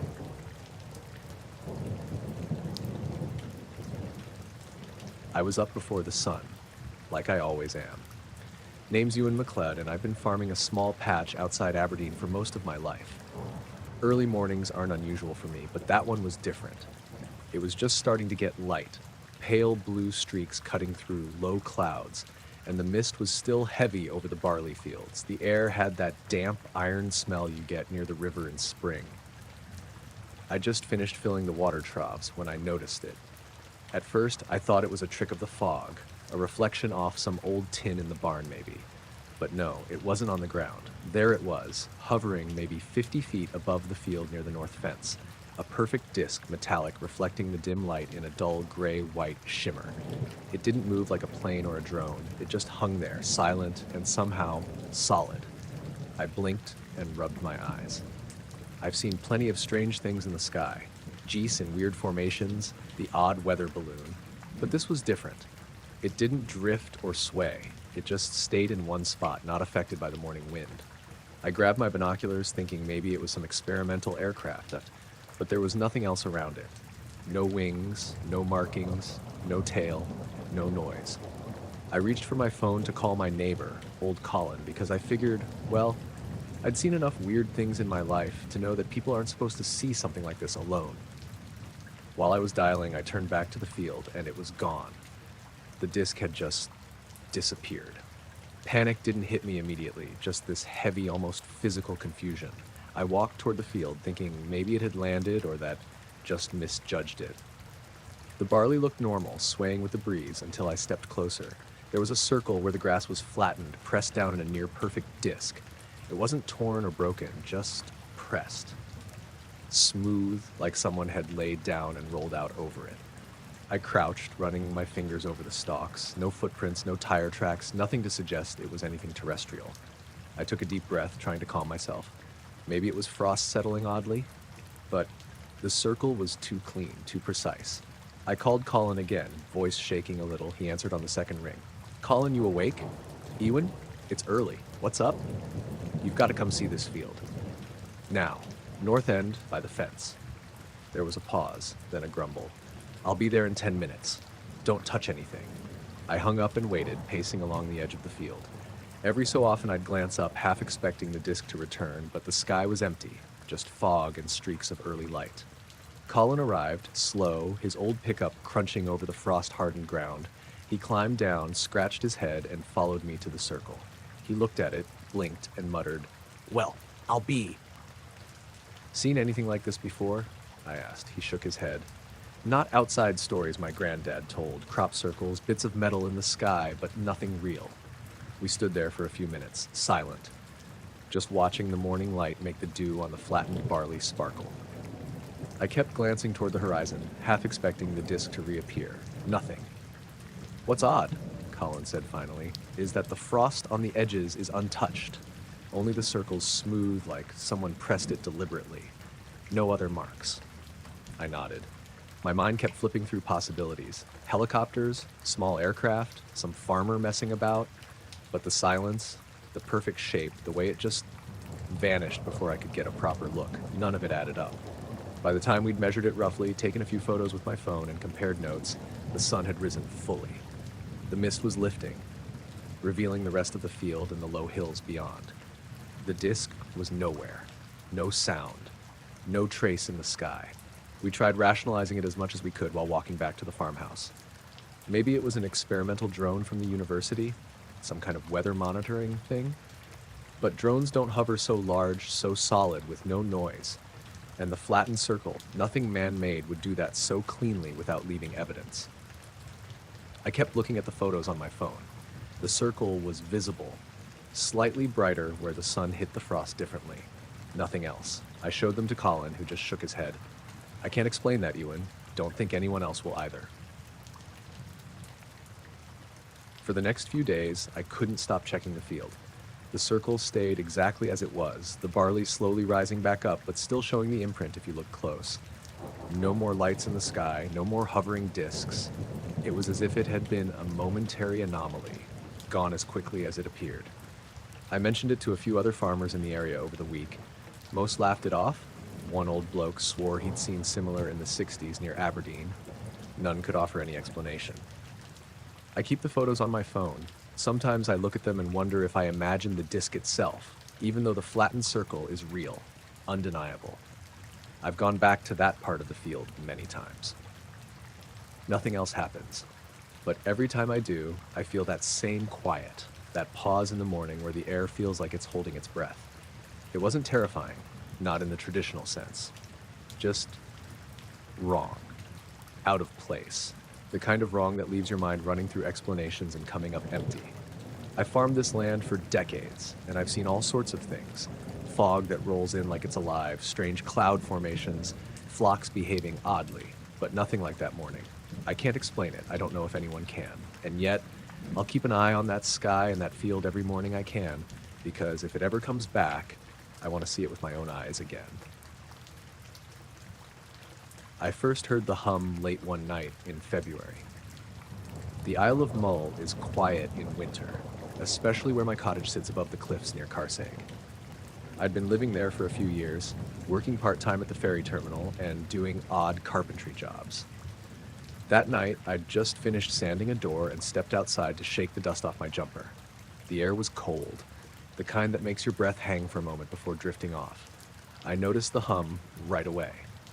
It was low, steady, like the engine of a distant ship, but the sea below was calm and empty. At first, I thought it was the wind making a trick through the rocks. Mull can be strange that way, sounds bouncing around the cliffs, but there was no wind, just stillness and that hum soft enough you could almost ignore it. But once you caught it, you couldn't stop listening. It wasn't coming from any one direction. It felt like it was everywhere at once, seeping through the ground. The next morning at the cafe in Craignor, I asked Ewan, who runs the place, if he'd noticed it. He looked at me for a second and said, "That noise by Carseg?" Like it wasn't news to him. He told me a few people had mentioned it, fishermen mostly, and a woman who rents the holiday cottage near mine. But he didn't make a big deal of it. "Weird acoustics along the cliffs," he said. "Nothing new." I let it go for a week. The hum wasn't there every night, but when it came back, it would stick around for hours, usually after dark. Sometimes it would rise a little, like a pitch shift, then dip back down. It wasn't loud, but it made my windows vibrate slightly. More than once, I woke up in the small hours thinking my phone was buzzing on the nightstand, only to realize it was that low sound again. One night in early March, my neighbor Fiona stopped by. She's older, lives farther inland, but walks her dog along the cliffs most evenings. She asked me if I'd been hearing it too. I told her I had, and she said she tried to follow it, but it didn't get louder or quieter no matter where she stood. "It's like it's under the earth," she said, rubbing her arms, "or under the water." We both went outside then, around 9. The sky was clear and the moon bright enough to see the path down to the edge. The hum was there again, steady, deeper than before. Fiona's dog whined and wouldn't go near the cliff. I shone my torch around, but saw nothing unusual, just the jagged rocks, the heather bending slightly in the breeze, and the black stretch of water below. A few days later, I decided to check the area in daylight. There's a rough path that runs down near the rock formations called the Carseg Arches. I took my camera, thinking maybe I'd catch something, but the day was normal. Gulls, a few seals on the rocks, and no hum at all. The strangeness really started 2 weeks after that. It was a calm evening, the tide low, and the hum louder than I'd ever heard it. Not enough to hurt, but enough to feel in my ribs. I stepped outside in a faint glow along the cliff edge about 200 meters away. It wasn't like a torch or a car headlight. It was a smooth, pale strip of light, almost level with the top of the rock, and it didn't flicker. I walked toward it slowly. My boots crunched on the gravel, and as I got closer, the glow seemed to draw back like it was sliding away. But when I stopped, it stopped too. The hum was stronger there. I crouched down and ran my hand over the ground, expecting to feel vibration, but it was cold and still. Then, without any noise or movement, the glow went out, just black rock again. The hum faded a few seconds later, like someone turning down a volume knob. I went back to the cottage, a bit shaken. I didn't tell anyone that time. But the next day at the ferry terminal, a man named Callum, who runs one of the tour boats, asked me if I'd been out late the night before. I said yes, and he told me he'd been bringing his boat in around 10 when he saw a dark shape resting on the cliff near Carseg. He couldn't make it out clearly, but said it looked like a black craft sitting on the rocks. He thought it was a wreck, or maybe some kind of Navy thing, until it rose straight up, slow and silent, and disappeared into the clouds. He laughed after he said it, like he knew how it sounded. But he wasn't joking. Never seen anything like it, he said. No lights, no noise, just gone. That night, the hum came back, even stronger. I sat inside with the lights off, looking out the window toward the cliff. Around midnight, I saw a flash, just a quick pulse of white. Not lightning, not a car. Then silence. The hum stopped completely after that. For several nights, there was nothing. No hum, no lights. Then Fiona knocked on my door one morning. She said she'd been walking at dawn and thought she saw small marks on the rock near where we'd been standing that night. A series of smooth depressions in a circle, like something heavy had been set down there. By the time we went back to look later, the tide had come in and washed over the spot. Since then, the hum has returned on and off, never as strong as before. People still talk about it quietly. Someone at the shop, a guy fixing his car on the road, but nobody makes a big thing of it. I haven't seen the glow again, and I've never heard Callum mention that craft a second time. I still live in the cottage. Most nights are normal, but when the hum starts up, even faintly, I notice the dog on the hill across from me bark for a few seconds, then go silent. The gulls drift off, and the seals slip into the water. The whole area feels like it's holding its breath. I'll step outside sometimes, stand by the edge, and listen. It's always the same, low, steady, with no clear source. Some nights it seems farther away, other nights like it's right under my feet. I've tried recording it on my phone, but the sound never comes through, just wind. I haven't gone back to the exact spot where the glow appeared. I could, but I don't. When the hum starts, I stay inside, lights off, and wait for it to fade. Eventually, it always does. Then the seals return, the dog barks again, and the sea sounds like the sea.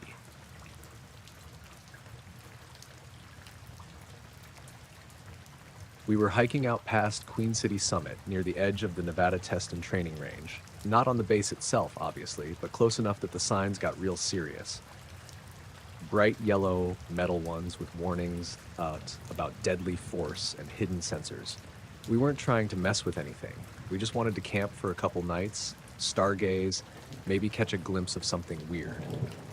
It was me, my cousin Tyler, and his friend Marco. Tyler's a machinist in Sacramento, real into aerospace stuff. Marco's a little more of a conspiracy guy, flat brim hat, infrared scope, the whole deal, but mostly harmless. I'm not really into that scene, but I like hiking and I had a long weekend, so I figured why not. We parked off a dirt road east of Rachel, hiked in about 6 miles along a dry wash. It was early March, chilly but not freezing. No clouds, no moon, just a thick canopy of stars. We set up camp behind a rock formation that blocked most of the wind, built a little fire, cooked sausages and canned beans. Just a normal desert night. Around 11 p.m., Marco started scanning the sky with his monocular. Tyler was fiddling with a homemade antenna thing he'd built to pick up air traffic control signals. I was just lying back on my pad looking at Orion. That's when we heard it. At first I thought it was a bee, or maybe an electric fence nearby.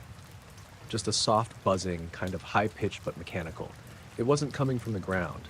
It felt like it was in the air around us. Not loud, but steady.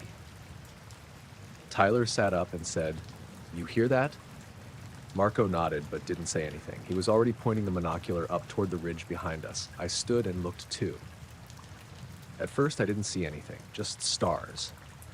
But then 3 of them moved. They were in a triangle shape, equal distance from each other, low in the sky. The lights were white, but not bright.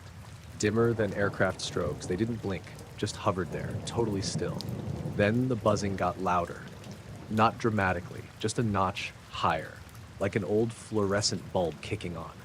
I pulled out my phone and opened the camera. It wouldn't start, just froze on the loading screen. I tried backing out, tried switching to the flashlight, nothing. The screen was still lit, but no apps worked. Tyler's phone wouldn't even turn on. He held down the power button and just shook his head. "It's dead," he said, like he didn't believe it.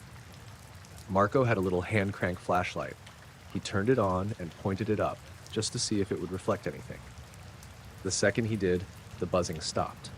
The triangle of lights began to drift sideways. Not fast, just a slow, deliberate glide, like it was tracking along an invisible rail. No tilt, no wobble, no trail behind it.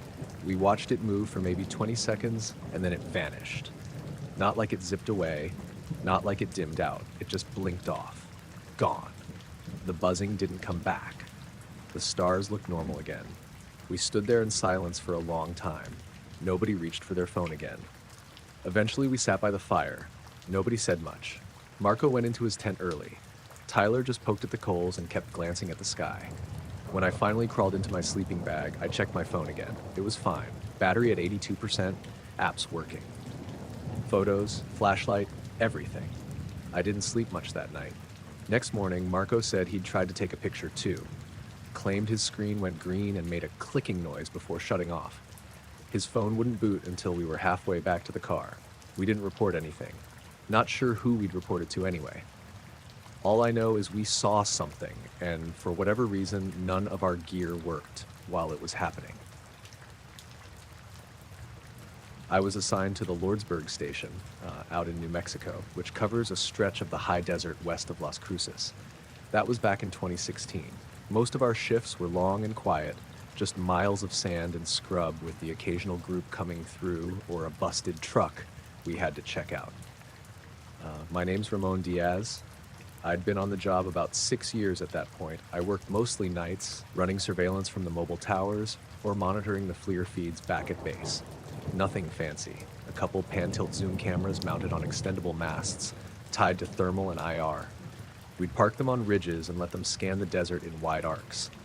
This happened mid-July, around 2 a.m. It was one of those nights where the heat never really dropped. High 80s even after midnight.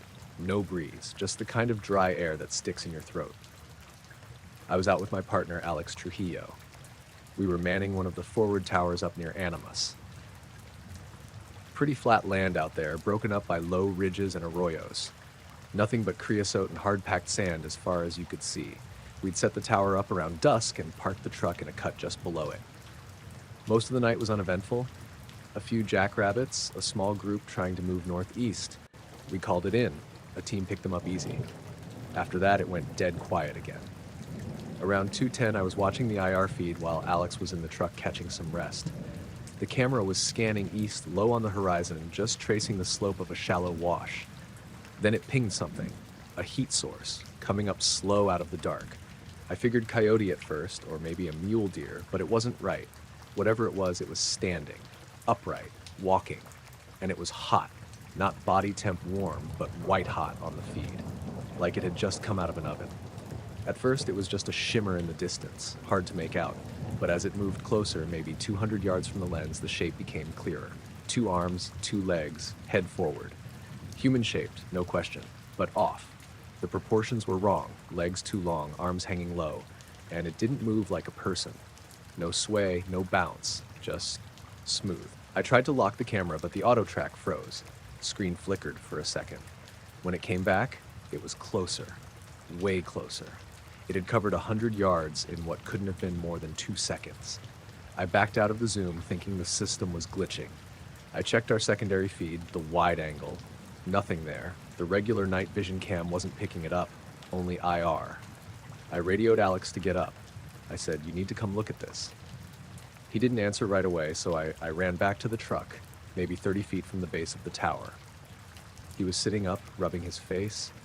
I told him something was out there, someone or something walking in fast from the south wash.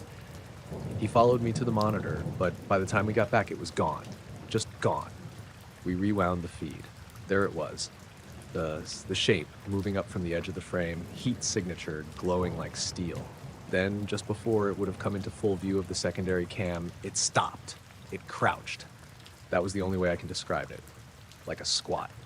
Then the image warped for a split second, like static. Next frame, nothing. It didn't walk away. It didn't fall. Just wasn't there. Alex thought I was screwing with him. I told him to check the system logs. They were clean. No errors, no loss of signal. We stepped outside and scanned the desert with binoculars. Nothing. Dead quiet. No wind, no bugs. The kind of silence that makes your ears ring. I decided to check the area where the thing appeared, maybe 300 yards from the tower. Took the truck, drove slow. We had thermal scopes, side-mounted lights. The ground was flat, hard-packed, no brush tall enough to hide behind. No footprints, not even disturbed sand. We did a full perimeter sweep, nothing turned up. We spent the rest of the shift watching that stretch, eyes glued to the screen. The IR was working fine, picked up rabbits, even a snake slithering out of a bush, but nothing even close to what we'd seen before. Next day, I pulled the recording and tagged it for review. Our supervisor Harris watched it once, then just nodded and said he'd send it up the chain. He didn't ask for details, didn't look surprised, didn't mention it again. A week later, I checked the archive. That clip was gone. Whole night's footage labeled as corrupted. Same with the backup drive. That was the last time I worked with that tower. Alex put in for a transfer 2 months later. He didn't say why, but I knew. We didn't talk about it again. Neither of us ever told it outside the station. But I still think about that shape, the way it moved. Like it wasn't made for our terrain, but was using it anyway, just for a little while. I was out on the lake because that's where my head went when I needed to stop thinking. I'd been working 12-hour shifts at the plant for months, and the couch at home had started to feel like a trap. The boat was quiet. Old wooden hull, a cheap Coleman lantern in the bow for when the fog rolled in, and the dock light at the cabin was turned off so the bugs wouldn't swarm. It was late, past midnight, and the moon was thin and low, silver like a coin. The air off the water was suddenly sharp and clean after the summer heat. The sort of cold that made me pull the collar of my jacket up. I'd been casting for an hour, pulling in nothing but smallmouth and my own restless thoughts. The lake that night was one of those mirror lakes that copy the sky perfectly. Stars dotted the black top like ash. Wind wasn't enough to make a ripple, and the only sound besides my line hitting the water was the occasional creak of the boat and the frogs thumping the far reeds. I remember the first odd thing was the fish. I'd been watching the line bob for longer than usual and noticed the strike indicator twitching. Soft, polite, like a cat pawing at a curtain. Then the water right around the boat started to ripple in concentric circles, small and even, like someone was skipping stones out past the lilies. Only there was no stone and nothing on the surface. The ripples moved toward me and then spread past the gunwale and died. No splash, no sound. It felt like the lake cleared its throat. I sat still. I told myself this was normal. Insects under the skin of the water, the wind in a funny pocket. I cast again. The bobber set down and the line hummed a different tone in the moonlight. The watch on my wrist suddenly jumped back 2 minutes. One of those little digital quirks you tell yourself is nothing and then look at twice. I checked my phone. It showed an alert saying no service, though I'd had a bar an hour earlier. I shut it and tucked it in my jacket like a talisman. Then, out toward the middle of the lake, something moved. At first I thought it was a bird. There was a bright smear of something skimming across the surface, far enough away that I couldn't make out what it was. But birds make sound, or at least flap, and this thing made nothing. It skimmed like someone had dragged a marble across a sheet of glass. The surface stayed flat, no splash, no wake, just a narrow silver track where the moonlight gleamed. It moved fast and sure, then slowed, then crossed an old marker buoy, and then it changed. That's the detail that stayed with me, the way its reflection folded. For a heartbeat, it was a perfect silver sphere skimming the water, small and bright, and then it flattened like a coin tossed flat across a table. It didn't ripple the water the way something touching would. It bent the light, and when the light bent, the stars behind it slid a half degree like someone had nudged the whole canvas. I'd fished most of my life. I knew the lake. I knew the way shadows sat on the water. I'd seen floating logs and litters and the occasional boat with a reflect strip. I'd never seen anything move like that, silent, precise, like a pebble rolling without touching. I thought about grabbing the cheap camcorder I carried for odd shots, but hands that had been steady for years suddenly shook enough that the tripod would have trembled. The sphere, if it was a sphere, circled once 50 yards from me and then moved again, as if it had been checking something. The pattern it traced was odd, like someone drawing circles with a ruler bent into a ring. I could see a hint of something metallic, like the moon was reflecting off polished chrome. The soundless motion made the lake feel enormous and very thin. Then it was gone. Not like it flew away, not with a whoosh. It just stopped being there. 1 second there was a silver line, the next the water read like a page with the line erased. The ripples faded. The frogs resumed as if they'd been on a break. I sat in my boat, holding the rod until my arms cramped, waiting for the water to betray the rest of the story. I got back to the cabin at dawn before the sun because the boat ride kept the adrenaline from settling and I needed to move under my own power. The boards creaked as I tied up. The dog, Abby, did her small, irritated bark as if I'd been late to feed her. I tried to tell Mary, the lake's owner, neighbor, and a friend who had a rough laugh and even rougher coffee, but words kept catching in my throat like someone had duct taped them. I said it anyway because you always say it aloud to see if it sounds ridiculous. "A silver ball," she said when I got to her porch. She was practical in a way that made you feel ridiculous for worrying. "At this hour? You sure you weren't dreaming?" "I was awake," I said. "I had my rod out. I was watching." She chewed the inside of her cheek like she thought there might be an angle I was missing. "Maybe a seal or something keeps coming in at night?" She smiled in a way that let me know she didn't believe the idea. "You old fools and your stories." I didn't go out that afternoon. I told myself I'd been spooked by too many late nights, that the brain was a trickster.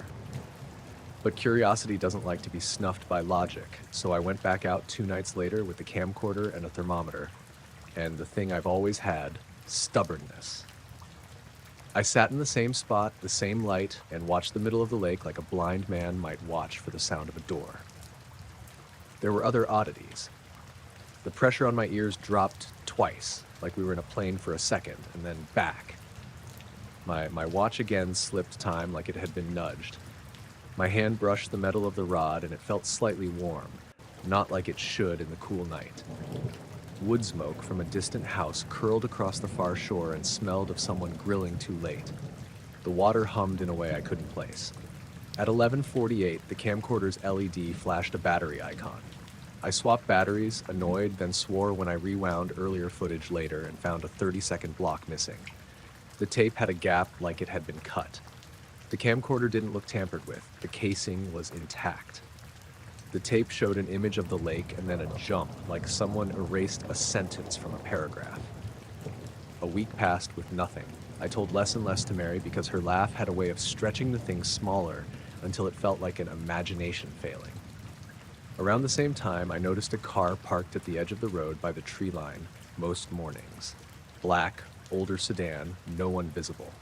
It was always there at dawn and gone by noon like it kept its hours. I photographed it once, and the picture came out grainy as if taken through a filter. Then, 2 nights after that, at around 2:30 a.m., I saw it again. The sphere came from the direction of the inlet and skimmed like before, closer this time, and when it passed near the dock, the water around the pilings flashed like someone had poured mercury in the air. I reached out, and my hand passed the air where the thing had been, and it felt colder than it had any right to. I was halfway across the boards before I realized Abby hadn't barked. She'd stayed asleep on the porch, not even twitching. The next day, I overcooked the bacon in the morning and put myself in the truck with 2 beers and drove into town to talk sense. The hardware store had a regular who liked to sit and nod, and when I said strange things, he nodded and told me about wind tunnels and glints off oil slicks. The sheriff just smiled and said, "You see anything suspicious besides the old sedan?" And I told him about the light and my missing footage and tried not to sound like I was leaning on a tall tale. "You keep telling yourself you're safe," he said, "and maybe that's all you need for now." He scratched the back of his neck and handed me a cup of coffee. I left with nothing. The men came 3 days after that. I saw them before I heard the truck. They were sitting on my porch swing when I pulled in late that night after some extra hours at the plant. The porch light was off. The 2 men were in black suits, clean and unwrinkled, though they'd been sitting outside. They had a sort of stillness about them, like they were wood carved to sit in the right way. One had a thin face with a nose that made you think he measured his words before he made them. The other had a wide jaw and sat slightly farther back, shoulders set. They weren't young. They weren't old. They looked like they'd been cut out of a sheet of the same gray cloth. My first instinct was to back the truck up and leave. My second was to unlock the door and act like I hadn't noticed because I didn't want to hand them the satisfaction of scaring me. That lasted about 6 steps. I walked to the porch, boots making the hollow sound of someone returning. Evening, the thin-faced one said. His voice was flat, polite. Mr. Cole? That's me, I said. My voice sounded like a man who had tried to hold on to his composure for too long. Can I help you? Mind if we sit? The wide-jawed one asked. We don't want to bother you. They spoke like that. No hurry, no small talk, as if everything was arranged ahead of time and they were simply arriving to fulfill the plan. I wanted to tell them to leave. I wanted to ask how they'd gotten my address. I wanted to tell them about the silver thing, the missing tape, the black car. I instead said nothing and sat down on the opposite end of the swing like we were doing something civil. They didn't look at the lake. They watched me in a way that felt like a thermometer might watch a patient, checking heat, checking color. I noticed their shoes, plain leather without salt stains or grass bits. The thin-faced man's hands were folded across his knee. You fish at night a lot, he said finally. I do, I said. Stick to daytime, the wide-jawed man said, as if the phrase was a small kindness. Excuse me, I said. I didn't laugh. I didn't know which face to make when a stranger told me how to fish. The two of them smiled the way people do when they're choosing words carefully.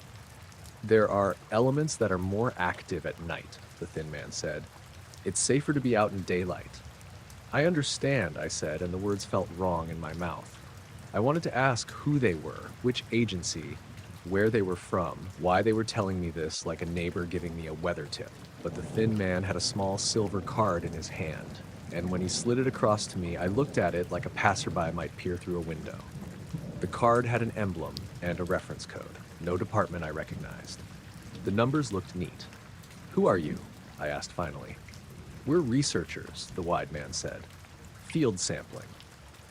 He leaned forward like he wanted to confide something that would make me feel better. Public safety. The words had weight. They were careful to sound like the sort of people you could file a complaint with. They weren't threats. They were instructions.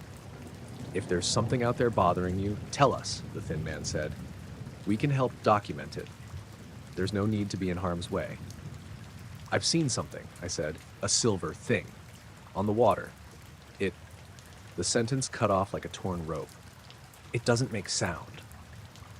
They nodded like men who took mental notes and didn't need to write them down. The wide man's hand moved to his pocket as if to take something out, and I flinched only because of old habits. He slid a pamphlet across to me instead. It was plain paper. Nocturnal Safety Advisory. Avoid nighttime activities near water. Someone had printed it for a reason. Someone who liked to keep things quiet. You sure you'll be all right going forward? The thin man asked. They phrased the question like a neighbor asking about a broken fence, as though they were offering community service. Do you work for the county? I asked. Do you have IDs? We're with a regional unit, the thin man said. We can provide contact information through official channels if you request it. He said it like the ball was in my court and he'd move if I asked. They stayed for 20 minutes. They asked about my boat, my routine, what bait I used. They asked about Abby and whether I kept a light on the dock. The questions were mundane in a way that made me want to answer with precise things you might scribble in a log. Dates, times, numbers. They took notes on a small pad without looking like men bothered by handwriting. When they left, they stood at the edge of the gravel lane and watched the tree line until I couldn't see them. After they left, I checked my camcorder and my tape and my watch and the little items on the shelf where I keep tackle. The missing block on the tape hadn't returned. On the shelf, my spare reel of line that had been full was a little less full, as if someone had unwound a length to examine the filament and then wound it back badly. Days after they came, the black sedan stopped appearing at the road. The man at the hardware store started to smile my way again. Mary stopped laughing at me and instead asked if I wanted coffee more often, like she was trying a different kind of kindness. I went out during the day for a while. There were fewer ripples, fewer odd pressure drops. The lake behaved like a lake. I told myself I was done with nights on the water. I told myself I had been lucky and that the men had helped. I told myself that a person could be careful and be fine. I kept the card in my wallet for a while, not to call, but because it felt like keeping the name of a doctor you'd rather not visit, but might need. I left the camcorder in the top drawer for months. Sometimes I'd take it out and press play and watch the footage until my patience wore thin, and the missing frames made me feel like I was watching someone edit my life. Once, long after the men left, I saw a glint on the water from the porch, no more than a sliver like a coin tilting at an angle, and I thought of that night. The dogs stared at the far shore and then went back to sleep. I told myself to stick to daylight, then laughed quietly at the memory of the wide man saying the phrase as if it were advice you took for granted until you didn't. I never saw the silver thing again. I never got a call from whoever those men were to confirm their credentials. The watch stopped hiccuping. The sedan didn't come back. Life fit back into its slow routine with the same small dramas. A fence needing mending, a generator that wouldn't start, a neighbor's kid bringing over a raccoon that had been saved from a trap. The Men in Black became a story you might tell someone when you wanted to sound like a man who paid attention to the world. Sometimes, when I launch the boat at midday and the breeze is right and the lake runs like a polished plate, I let the rod hang loose and watch the horizon. I try to imagine that it was a charm, a trick of the light, an animal doing something graceful. Other times, I think about the way it bent the stars for a heartbeat, and the way the men slid the card across like people who knew the rules but wanted to keep the noise down. It felt like a warning and a favor at the same time. The two of them on my porch swing telling me to fish in the daylight like a neighbor telling me to wear a jacket. I do what they asked. I leave the night for the owls and for the coyote that sings, and I go out when the sun is up, when the lake is loud with dragonflies and the kind of life that doesn't move like a cut coin. Some nights, I still wake at 2 and listen, half expecting the water to clear its throat. I stand at the window and watch the dark and the line of birches that stops the view. I tell myself I'm safe if I stay inside with the lights on. And I keep the card in my wallet because there are things a man keeps not because he trusts them, but because he needs to remember who told him to be careful.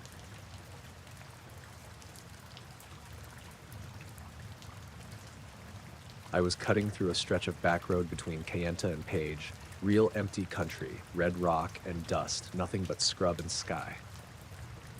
It was late afternoon, but the sun was dropping fast behind the cliffs, turning everything orange and long-shadowed. I'd left Phoenix that morning and figured I'd stop for gas in Page, maybe grab a room if I got tired. The GPS had routed me onto this weird, narrow highway, State Route 98. It wasn't a road I'd ever taken, but it seemed faster than going around.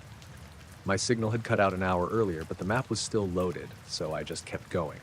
I hadn't seen another car for a good 30 miles, not one. No billboards, no gas stations, no fences, just mesas and sand. It was almost peaceful until it wasn't. I first noticed it when I came over a rise and dipped into this shallow canyon. The road curved, then ran straight for a long stretch between two ridges. I checked my rear view, habit, I guess, and saw headlights, 2 of them. Close. I hadn't passed anyone. There were no turnoffs, no lights behind me for hours. But now, clear as day, someone was following me. I slowed down a little to let them catch up, thinking maybe it was a ranger or a local. But the lights kept the same distance, not gaining, not falling back, just there. I tapped my brakes a few times. Nothing. They didn't flash theirs or react in any way.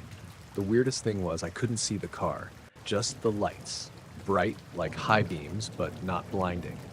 They didn't bounce or shift like headlights usually do when someone's hitting bumps or small hills. They just floated there. Same height, same spacing, same brightness. Too steady.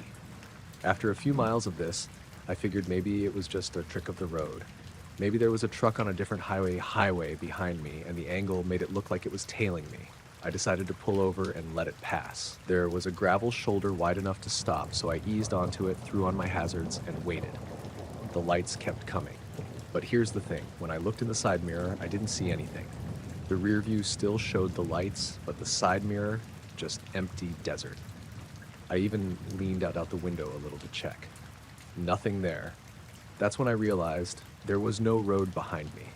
Not anymore. I swear to God, I'd just been driving that same stretch. Asphalt, yellow lines, the whole deal.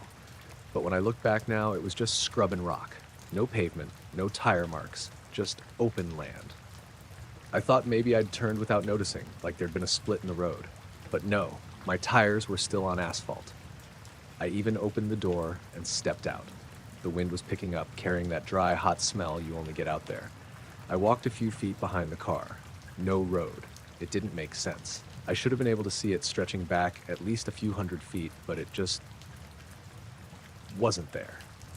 It looked like the road started right under my back tires and didn't exist before that. I walked back to the driver's side and checked the mirror again. Still lights, still behind me. I climbed back in and started driving again. Not fast, just steady. I watched the mirror the whole time. The lights didn't follow, they stayed in the same spot. Then, after about 5 minutes, they were gone. No fade, no curve in the road to hide them, just gone. I didn't feel relief. I felt watched. I kept glancing over my shoulder even though I knew nothing was there.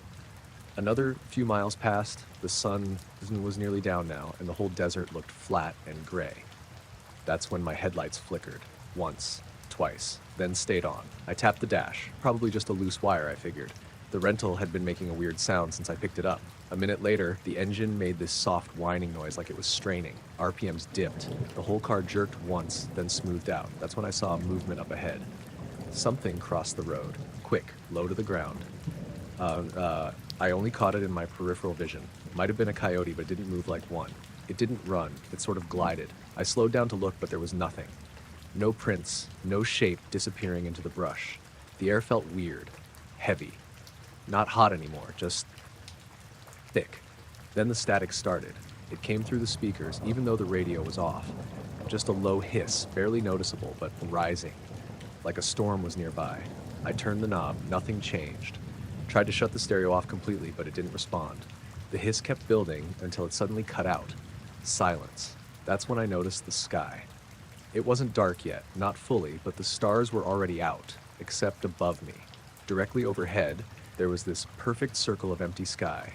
No stars, just blank. It didn't look like a cloud. It was too precise, too still.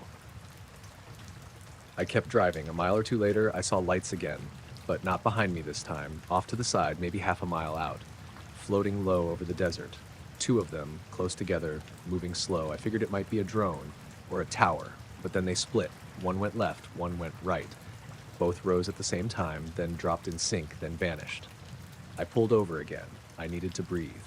When I stepped out, I noticed this faint humming. Not from the car, from the air. It was high-pitched and constant, like the sound you hear when a TV's on in another room.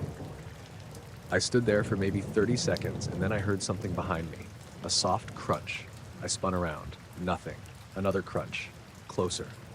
I didn't see anything, but I swear something was moving through the brush, just out of sight. I got back in the car and locked the doors, took off down the road faster than I probably should have. Eventually, I saw a sign for Page, still about 20 miles out. The road widened a bit, and I started seeing the occasional fence post or light in the distance. Civilization creeping back in. The second I hit town limits, everything stopped. The static, the humming, the weird pressure in the air. I pulled into a gas station and sat in the lot for 10 minutes before getting out. Just stared at the lights, the other people, the pavement. Normal things. I looked behind me. The road was there, plain as day. 2 lanes, yellow stripes, tire marks, everything. But I checked the car's trip meter. The mileage didn't line up with where I should have been. I should have driven about 130 miles that day. The meter said 89.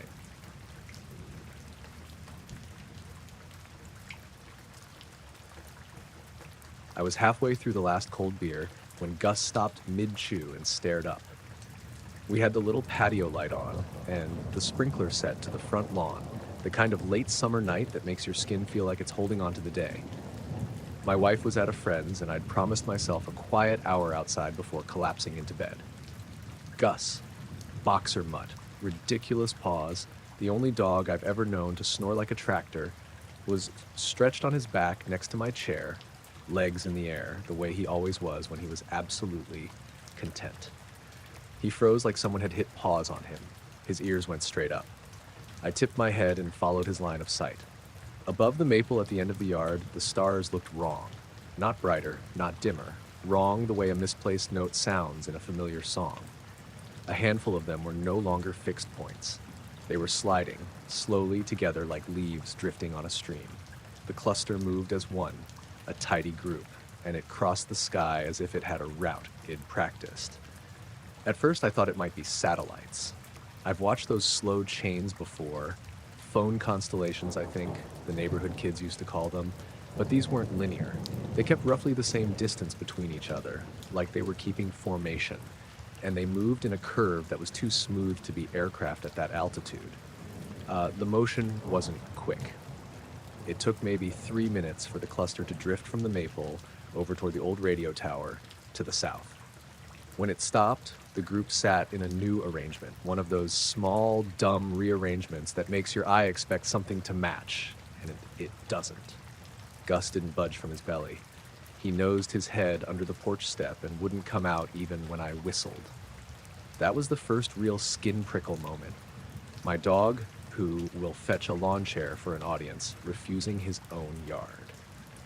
Before the stars started moving, I had noticed a couple of other small wrong things, and I'm the kind of person who notices small wrong things.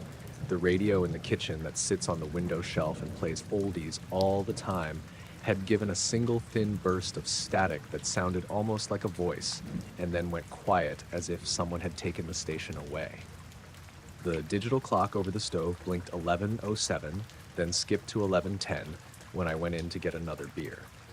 I told myself it was a power blip or the cheap clock losing its mind, and I left the porch light on for company. Those are the sensible explanations you reach for in the beginning.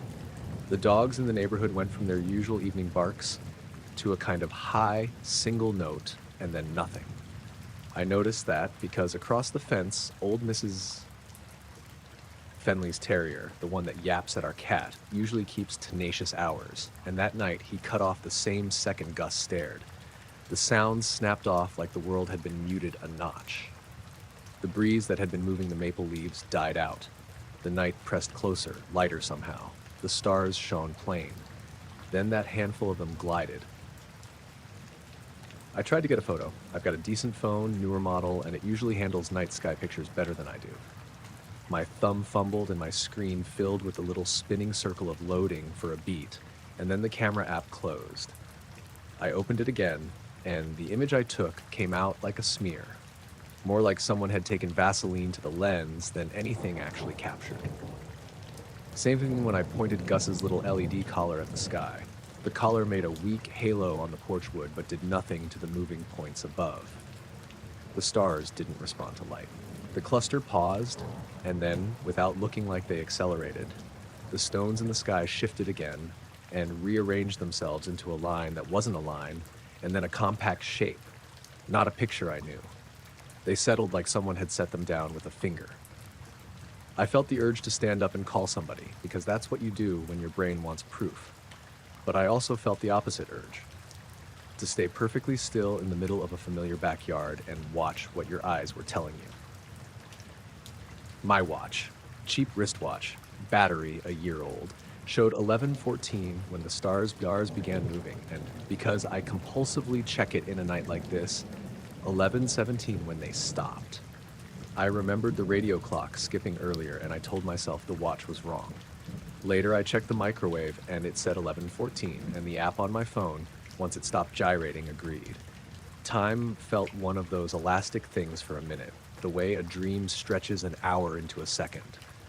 I didn't black out. I noted the seconds. The stitch was small but visible, like thread that doesn't quite match the rest of the cloth. Neighbors came out, not a lot, just the people who sleep with their windows open or keep their barbecue lights on. A half dozen heads poked from porches along the street, and we did that shapeless communal thing. We squinted up, said, "You seeing this?" and nodded at each other like we were all seeing the same hallucination and willing it into common sense. Nobody seemed afraid enough to call the police. The sort of wrongness that could be filed under weird but not urgent crept up the street. When the cluster stopped, one of the stars wobbled a little and brightened, and for a second I thought it might be a meteor. It steadied though, and the brightness subsided. The new arrangement looked deliberate, like an arrangement someone had designed to be seen but not explained. I thought about how small we are under the sky, and how that fact doesn't change the teeth of the feeling. You can say it's awe, and that's fine and true, but there's something else, a hush that sits over your skin. Gus stayed under the porch. He let me come close and scratch his neck, but when I reached for the leash, he shifted deeper back into shadow and put his big chin on a step and refused. He wuffed softly and wrapped his paws over the top one like he was holding on. I ended up letting the leash drag behind a shoe because I couldn't make him stand. He trembled once and then was still again.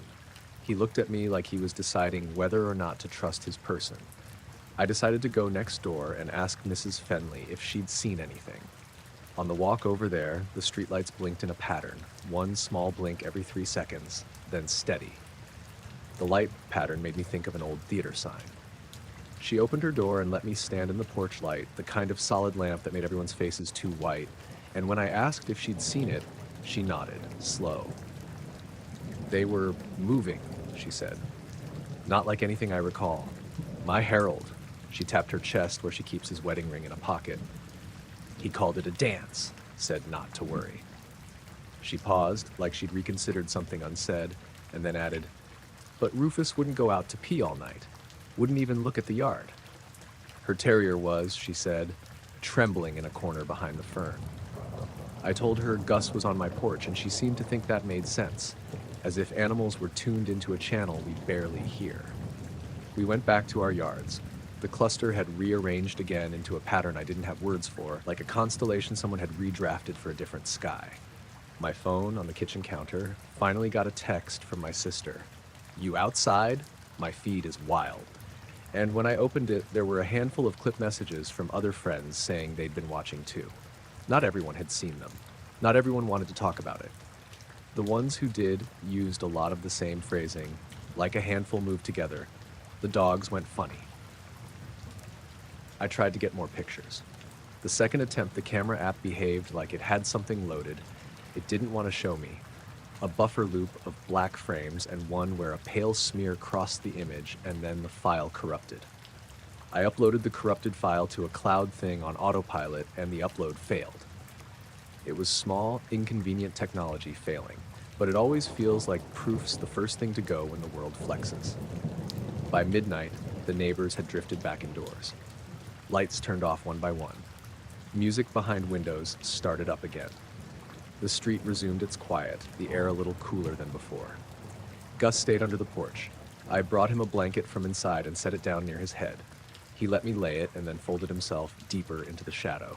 I sat for a long time after that, not sure whether I was waiting for anything or hoping nothing else would happen. The cluster eventually dispersed. The stars returned to their regular, gorgeous, stubborn points. The night did what nights always do. It let you think there's continuity again. Gus didn't move until dawn. He did come back into the house when Jenna's alarm went off next morning. She came over after my wife told her I'd seen something strange, and he trotted in like nothing was wrong. He slept nearly all day the way dogs do after a long night.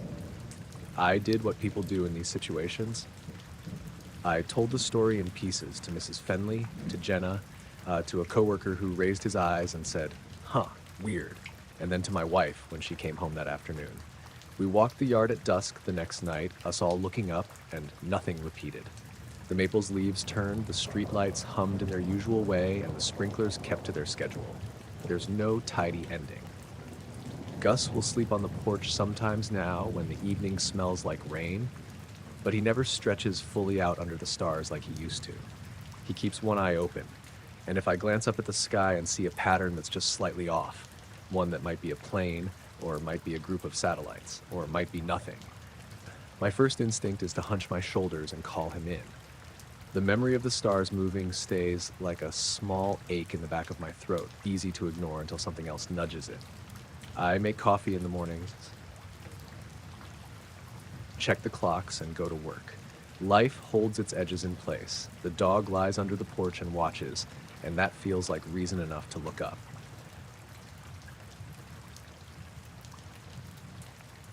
I was on the balcony having a cigarette because it was one of those nights my apartment felt too small with the TV off. The city was soft, distant horns, an ambulance wafting by 2 blocks away, half the streetlights humming like old refrigerators. I'd been watching the office tower across from mine for a while, the big glass one on 7th and H that lights up like a mini skyline. People work there in shifts, You get used to the slow pulse of lights moving up and down its face as cleaning crews and late programmers go home. Little things had been off all evening, though I didn't really register them at first. The elevator in my building stuck between floors for 20 minutes earlier, and the neighbor knocked on the shaft door forgetting where he was. He swore it was a tech problem. Carlos, the super, came out later with a flashlight and some shrugging. The bodega on the corner played the same 2 songs on loop for an hour and then went completely silent for 10 minutes. My phone gave me a brazen no service alert 3 separate times, and when I finally got signal, there were half a dozen texts asking if anyone else's clocks had jumped. I figured some transformer had a hiccup. City living has a lot of hiccups. The tower across the street had this company logo up near the top, neon, white. It's supposed to go dim after midnight. Tonight it was on, the letters bright, and when I watched them, the light hummed a little like the rest of the city lights do. I took the smoke slow and listened to the building's rhythm. There was the distant mechanical thrum of HVAC from a few blocks over, a pigeon somewhere claiming a ledge, Mrs. Patel downstairs calling her son on speaker, and laughing in a way that made me feel less alone. Then, the glow appeared. It wasn't a dot like a plane or a blip like a helicopter's landing lights. It was a white, almost surgical light that hung just over the top floors of the tower, not above or around, like someone had parked a bright lamp right above the building roof. It moved very slowly, less than what I think of as movement in the air, more like a wash that slid along the edge of the clouds. The first thing I noticed was how clean it looked against the night, a compact oval of light with a soft edge, not blasting, just there. The neon logo dimmed a fraction under it as if the glow stole some of its attention. I told myself it was a maintenance lift or something. Working at height with a spotlight to patch a sign, people do that at weird hours. I called my friend Jenna, who works nights at the hospital, said, "You up?" And she replied with a sleepy, "Yeah." And then, because she knows me, "You see anything weird?" I told her about the glow, and she laughed, said maybe someone's got a drone. But her laughter had a hollow cut to it, and she asked a detail I hadn't thought of. "Does it make noise?" I strained my ears. Nothing. Not a mechanical whine, not a rotor chop, just the city's bass line and the soft scrape of my cigarette between my fingers. A minute later, the glow flickered. It was a tiny shuddering at first, like someone flipping a switch quickly. Then there was a soft, uncanny pause. The kind of pause that makes you notice the refrigerator too loud and your own heartbeat. In that pause, every window in that tower went dark at once. I mean, every single one. The entire face of the building that had looked like a spread of lit rooms contracted into one shuttered silhouette. For a beat, I thought the transformer had failed. Then I looked at the other blocks and saw their lights still steady, taxis crawling past, people on the sidewalk talking on phones. It was just the tower. The dark was absolute and exactly simultaneous. No slow fade, no row-by-row blackout like when power companies shut lines down. It was a cut blink off. I raised my phone to record because you do that reflexively. The screen came up, the app opened, and the image stuttered into a smear. My phone logged no service again for a second and then came back. By the time I had the camera running, the tower lights had returned like nothing at all had happened. The neon sign shot back to its bright self as if someone had flicked the lights on. People in the street didn't scream or scatter. A woman on the corner who'd been smoking turned and kept smoking. 30 seconds, maybe less, of darkness, and then nothing. If you'd blinked, you would have missed it. My first impulse was to ask someone else if they'd seen it, so I leaned over the rail and called down to my neighbor Max, 2 floors below. He was the kind of guy who's up late and feeds pigeons on his window ledge, so he's awake for weird. "Hey, did you just see the tower?" I shouted. Max poked his head out, and I could see the glow of his TV inside his room, his hair all over. "What the blackout?" he asked, like I was behind on the neighborhood gossip. "Yeah, whole building went dark. I thought they were filming a movie up there." He didn't sound alarmed. He was trying to make himself not alarmed. I went downstairs. In the lobby, Carlos the Super was standing with his hand on the intercom. He'd been watching the street through the glass, and he was frowning, like people do when they've seen too many stop signs change at once. Power dropped and came back. he said without being asked. But only at that building. My cousin says sometimes when they test emergency systems in office towers, they do a quick whole building switchover. That sounded plausible. I tried to imagine maintenance crews with bright lamps and tool belts up top, and accepted the idea because adults invent plausible things to sleep at night. Back on the sidewalk, the building looked ordinary. The lobby doors were open, people came and went, and a trio of late shift coders smoked under the awning and argued about an app they were debugging. One of them said, "My wife texted me from the 22nd floor and said the lights went out and then came back." No one screamed or anything? Weird, right? And then the conversation slid back to bugs in the build like nothing odd had just occurred. I called Jenna again, and this time she was awake enough to be sharp. "Hospitals got a string of alarms go off for about 20 minutes, she said, but they were just the UPS test. People call in weird all the time. I asked if her hospital had any staff that night working in that exact tower. She said no, different area code. She told me to stop being dramatic. I wanted to be done with it. That's another thing you learn. If you overfixate on a small impossibility, it takes up a corner of your thinking like a bad splinter. Still, I couldn't shake the way the dark had come, like a single hand over a lamp. The simultaneity made it feel like someone had reached across a building and turned off rooms as if they were light bulbs on a long string. Phones started to pick up again, properly an hour later. People posted pictures to social apps, flat images of a bright building and no visual evidence of the cut because most phones caught it either too early or too late. A tech blog had a short note from someone claiming the building's backup generator had tripped during a test, and everything was nominal. The building manager tweeted something corporate feeling. Brief, isolated power interruption resolved. The tweet used the word resolved in a way that is supposed to end conversations, but there were too many small, wedge details that didn't fit the tidy explanation. The smoke shop's camera feed near the intersection had gone dead for exactly 34 seconds, time-stamped, then returned as if nothing had happened. Mrs. Patel, who's always up at weird hours, swore she'd seen shadows moving inside the tower before the lights went out, like curtains shifting though the rooms were empty on that side. Max told me his building's lobby clock blinked once and then read a minute ahead for the rest of the night. My own wristwatch had a second hand that caught a beat later than it should have the next morning, like the day had hiccuped. A week passed, and the tower was its same illuminated self during the evenings. People went to work in it, cleaned it, left it, and walked under its awning without mentioning the cut, unless prompted. The city has a way of swallowing oddness into its routines. Still, late at night when I couldn't sleep, I'd stand on the balcony with nothing but the cold railing in my fingers and watch the block, counting the lit windows like a man counting sheep. Sometimes a pattern of lights would wink out in one office and then come back, like the old building was breathing, and I would blink back to steady myself. I never heard a siren that night for the tower. No emergency crews, no clamber of boots. If there was maintenance, it was quiet, precise, and handled with corporate calm. I emailed the building's management asking if they'd run tests. The only reply I got back was a boilerplate note. Routine maintenance and systems checks may occur.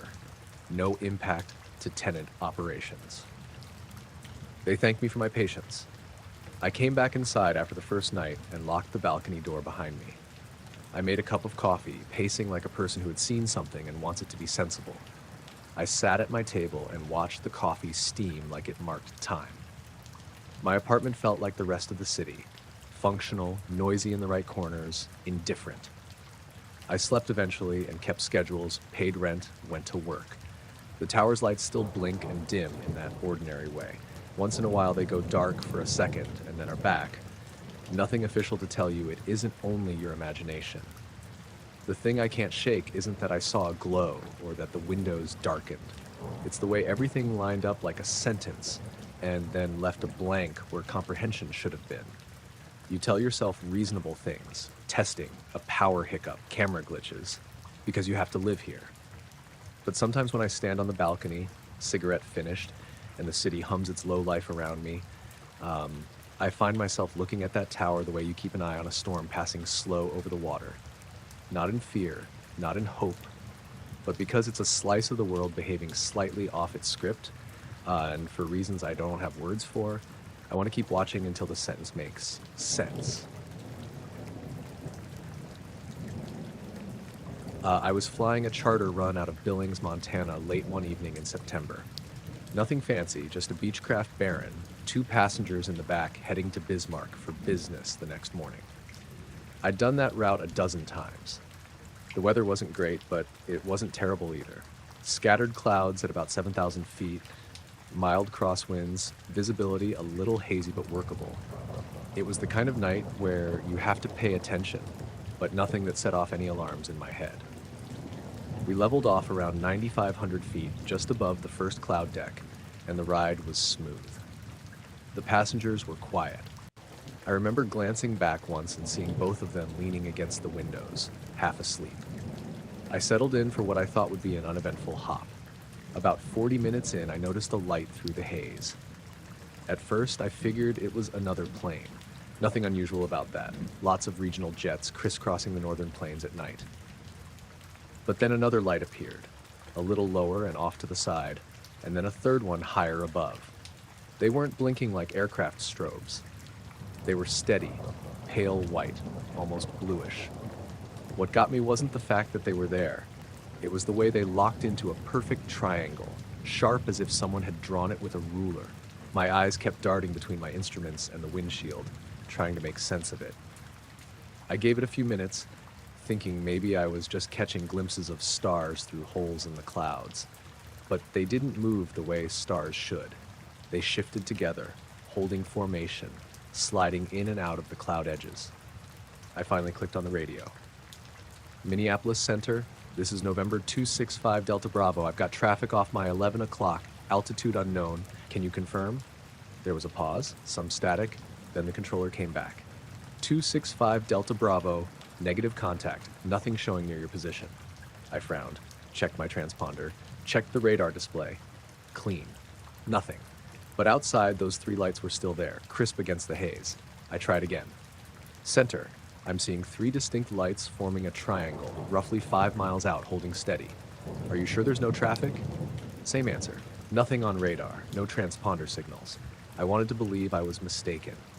Maybe it was some kind of atmospheric reflection, something bouncing off the cloud tops. But as I watched, the lights began to rotate. Not individually, the whole triangle pivoted in place, like it was on an invisible turntable. It was so precise, so smooth that my stomach dropped. I remember glancing back at the passengers. They were still out, heads lolled, completely unaware. I thought about waking them, but something in me hesitated. I didn't want to sound insane, shouting about triangles in the clouds. I switched frequencies to Bismarck approach just to see if I'd get a different response. Same thing. They told me there was no traffic within 10 miles of me. The guy even asked if maybe I was seeing distant lightning. I knew I wasn't. Then it got weirder. The lights dimmed, one by one, until they were barely visible, like embers under ash. I exhaled, thinking it was finally over, when suddenly they reappeared twice as bright, in the exact same spots. My instruments didn't budge. No warnings, no interference, nothing. But the pit in my chest kept tightening. I tried to focus on my heading, my altitude. Flying the plane had to come first, but every 30 seconds or so, my eyes slid back to the window. The lights started to drift upward into the thicker clouds above me, until all I could see was a faint glow bleeding through the vapor. I don't know how long it lasted, maybe 10 minutes, maybe 20. My sense of time got fuzzy. At one point, I thought I saw the clouds themselves light up, like the glow was pulsing through them from the inside. There were no sharp flashes, no thunder, no sound at all. Just a silent, steady pulse, 3 points breathing together in the mist. When they finally faded for good, I kept expecting them to come back. I stayed keyed up, watching the clouds, waiting for another flicker. Nothing. The rest of the flight was silent, except for the usual radio chatter. When we landed in Bismarck, the passengers thanked me like it had been any other flight. They didn't mention seeing anything strange, and I didn't bring it up. I signed off the plane, went through the usual checks, and drove to the cheap hotel the company always stuck me in. I sat on the edge of the bed for a long time, staring at the floor, wondering if I'd really seen what I thought I had. I filed the incident as unidentified traffic sighting, but when the report came back, there was nothing attached to it. No radar blips, no corroborating data. Just my own words. To this day, I can still picture that triangle, perfectly balanced, turning in the clouds like it didn't belong there. And I still don't know how something that clear, that solid, could show up for me and not for the instruments. I pulled over on a rutted 2-track when the sky went weird. I'd been chasing the cell all afternoon, hot, muggy air bulging off the highway, the kind of late May day that makes the whole sky feel like it's waiting. My name's Ben. I do freelance storm work with a beat-up Subaru and a dash cam that's seen better storms. I wasn't out for a record or fame, just the next decent wall cloud and whatever footage I could stitch together for the weather shows. The field off County Road 12 had a dark, low bass, and the wind had that tight metallic smell before anything obvious happened. I killed the engine, put the camera on the hood, and watched. A few small things felt off before anything really happened. First, the birds. The swallows that had been skimming over a drainage ditch 2 minutes earlier vanished like someone closed a curtain. It wasn't just quieter. The entire layer of little flight calls stopped dead. Then my radio started to hiss. Not the usual chatter, but a thin, high static that would climb and fall without a pattern. My phone, which had been steady on full bars, flashed "no service" for a beat, and then came back as if nothing had happened. I told myself it was all normal. Atmospheric propagation, ionospheric weirdness, whatever the forecasters say when radios play up. But my gut notice is old at this. I've been out on nights where storms behaved normally, and nights where they didn't.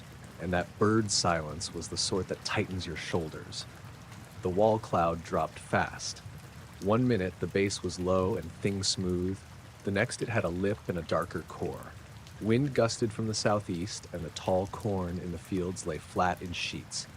I could hear the blades of the grass snap under pressure in a way that made the hair on my arms stand up. I threw the dash cam at the windshield mount, which doesn't do much but keeps a steady picture for whatever I catch. That's when the funnel dropped. Thin at first, then thickening like someone had pulled taffy. It didn't look cinematic. It looked practical. A rope of condensed cloud with dust beginning to spiral at its base. Trucks on the far county road slowed to a crawl. A farmer in a pickup turned off his lights and parked on the shoulder. He waved at me like we were sharing a private thing of necessity. And then the lights appeared. Inside the pipe, maybe halfway up the visible column, 3 lights were locked in place. They weren't strobes or aircraft nav lights. They were steady, sharp, white, arranged roughly in a triangle with one point downward. The funnel was whipping and tearing at the field, and the air around it had teeth, but those lights sat steady as a lamp on a table. They didn't jitter with the gusts. They didn't smear with the speed of the rotation. It looked wrong in the exact, precise way that makes every hair on your neck honest. I raised my camera and zoomed until the image pixelated. The lights held. My recorder picked up nothing different. No extra frequencies, no mechanical whine. Just the ambient roar of wind and distant thunder. I got out of the car because that's what you do. You want the unobstructed angle, the sound that fills the chest. The porch of old corn and telephone poles leaned under the pressure of the storm. When I walked forward, the grit of soil was knocked at my boots like little bullets. A bolt hit to my left, bright, close, and it cracked the world open like a fist. The 3 lights vanished the instant the lightning lanced through the column. 1 fraction of a second they were there, the next nothing in that exact patch of sky. The funnel went on. No dramatic collapse at that moment, but the memory of those lights had a kind of absence, the shape of a hand. I blinked hard and checked the footage. The file shows the funnel and then a bright flash, and then the funnel continuing without its interior lights. After the strike, the whole storm acted like a thing embarrassed. Winds shifted, the gust front rolled through, and what had been a steady climb of electricity dropped into regular thunder. The radio that had been hissing came back to life with a dispatcher asking for reports. My phone chirped a dozen messages from other chasers. "Did you see that? Lights inside?" One text had a shaky clip from a passenger in another car. The lights are visible on a few frames and then gone. People started to respond in real time, trading coordinates and guesses like a sport. I drove closer when the funnel moved off the field and the county patrol waved traffic away. The farmer's truck was gone. He'd already headed to his cellar. I parked under a telephone pole because it felt safer for reasons I couldn't explain and watched the cloud pull east.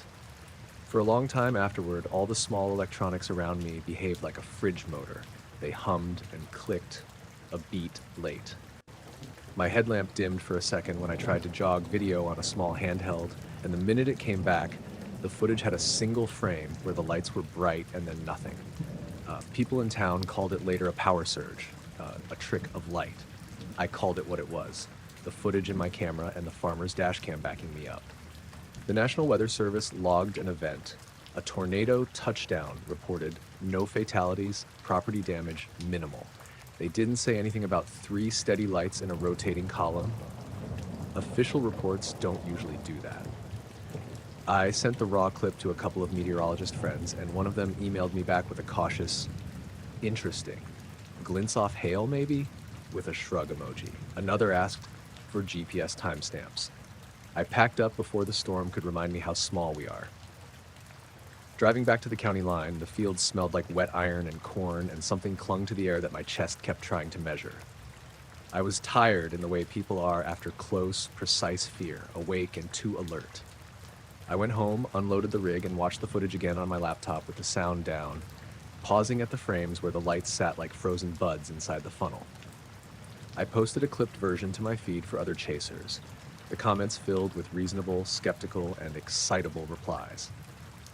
That's the mix storms attract. By morning, everything on the field looked like it had always looked.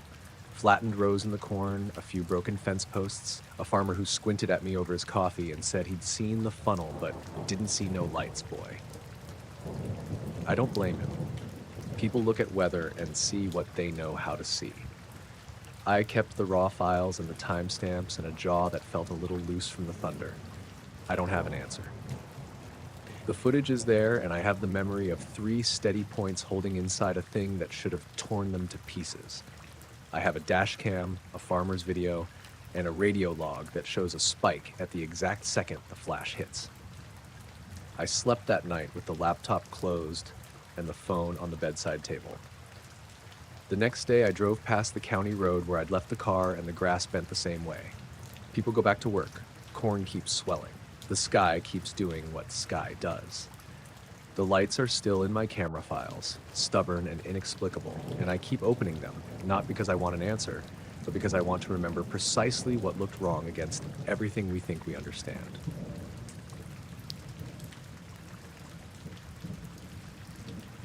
I was working nights at one of the communications outposts near Groom Lake back in the fall of 2015. I wasn't military, just a contractor handling the audio logs, recording channels, keeping tapes and digital files organized, that sort of thing. Most nights were dull, long stretches of nothing punctuated by routine check-ins or test signals. I didn't mind. The pay was good and the work was quiet. It was a cold, windy evening just after sunset. The desert air had that sharp, dry bite that gets under your skin when the sun drops behind the hills. I was alone in the comms room, except for the occasional passing guard checking in. The building had no windows, fluorescent lights buzzing overhead, and the faint hum of the equipment running constantly. Around 10:15, I was scanning the incoming audio channels, making sure nothing had scrambled during the last round of tests. Most of it was static or normal radio chatter. That's when I heard it, my name. It wasn't in a clear voice exactly, more like a distorted signal looping through the static. Nathan, Nathan. It repeated over and over, low and fractured, as if the transmission was struggling to maintain itself. I froze, my hand on the tape player. The channel was supposed to be inactive, just a feed from a long-range sensor array. Nothing human was supposed to be broadcasting on it.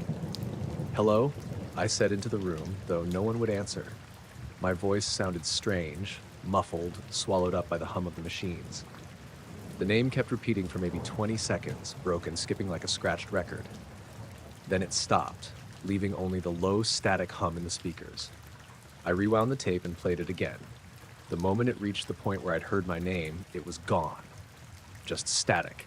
I thought I'd misheard. Maybe fatigue, maybe my brain filling in words. But then it happened again a few minutes later on a different channel. Same distorted voice, same repetition of my name. I jotted it down on the log, trying to stay calm. Possible signal interference. Hear repetition of name, unknown source. I didn't mention it to anyone. You didn't bring these things up if you wanted to keep your job. I replayed the tape later that night in the quiet of the comms room, headphones on. I expected the same fragmented, haunting voice calling my name. But the section that had triggered me earlier was clean. No voice, no distortion. Just normal background static. I checked the other channels. Nothing. Not even a trace of what I'd heard live. My log still had the note from the first recording, but it was useless. I compared timestamps, ran a diagnostic on the equipment. Nothing malfunctioned. For the next few nights, I tried to recreate it, sitting at the same console, scanning the same channels, adjusting levels, everything I could think of. Never happened again. Not on the original tape, not live, not anywhere else. But the feeling didn't leave me. Every time I walked down the hall toward the sleeping quarters, I had this tight, cold sensation in my chest, like someone was listening behind me. I'd glance at the security cameras, see the long empty corridors, the same flickering fluorescent lights, and still feel it, like a presence lingering just out of view. Once, a week later, I caught a brief glint in one of the cameras. Movement that didn't match anyone I knew was on shift. Just a shadow, pale and flickering along the wall of the comms hallway. By the time I swiveled the monitor, it was gone. No reflection, no person, just the empty corridor. I tried talking to the other contractors subtly, mentioned odd glitches in the recordings, interference, hearing your name in static. They nodded, distracted, didn't ask questions. You could tell they didn't want to talk about it. You learned quickly not to press. I kept my hours, finished out my contract. Nothing else ever came through those channels. Nothing that sounded like a voice, a name, anything unusual. But I knew what I'd heard. There's a line between what the tape shows and what you experience when you're alone, in the quiet, with the desert wind carrying through vents and the low hum of electronics in your ears. Even now, years later, sometimes when I'm alone and hear a scratchy sound in a static-laced channel, I swear I can hear it. My name, just barely, buried under noise I can't explain. But when I try to catch it, replay it, record it, it's gone. Just gone. I never spoke to anyone about it outside that post. Not a single supervisor, not a friend, no one. Some things you don't report because there's nothing to report, nothing to prove, and everything to lose if they take it seriously. I left Nevada not long after that assignment ended. I moved back east, got a different line of work. But every time I think about comms nights, the empty halls, the hum, I remember it. The voice repeating my name, clear in the moment, gone when I tried to hold it. And I don't know why. I still don't.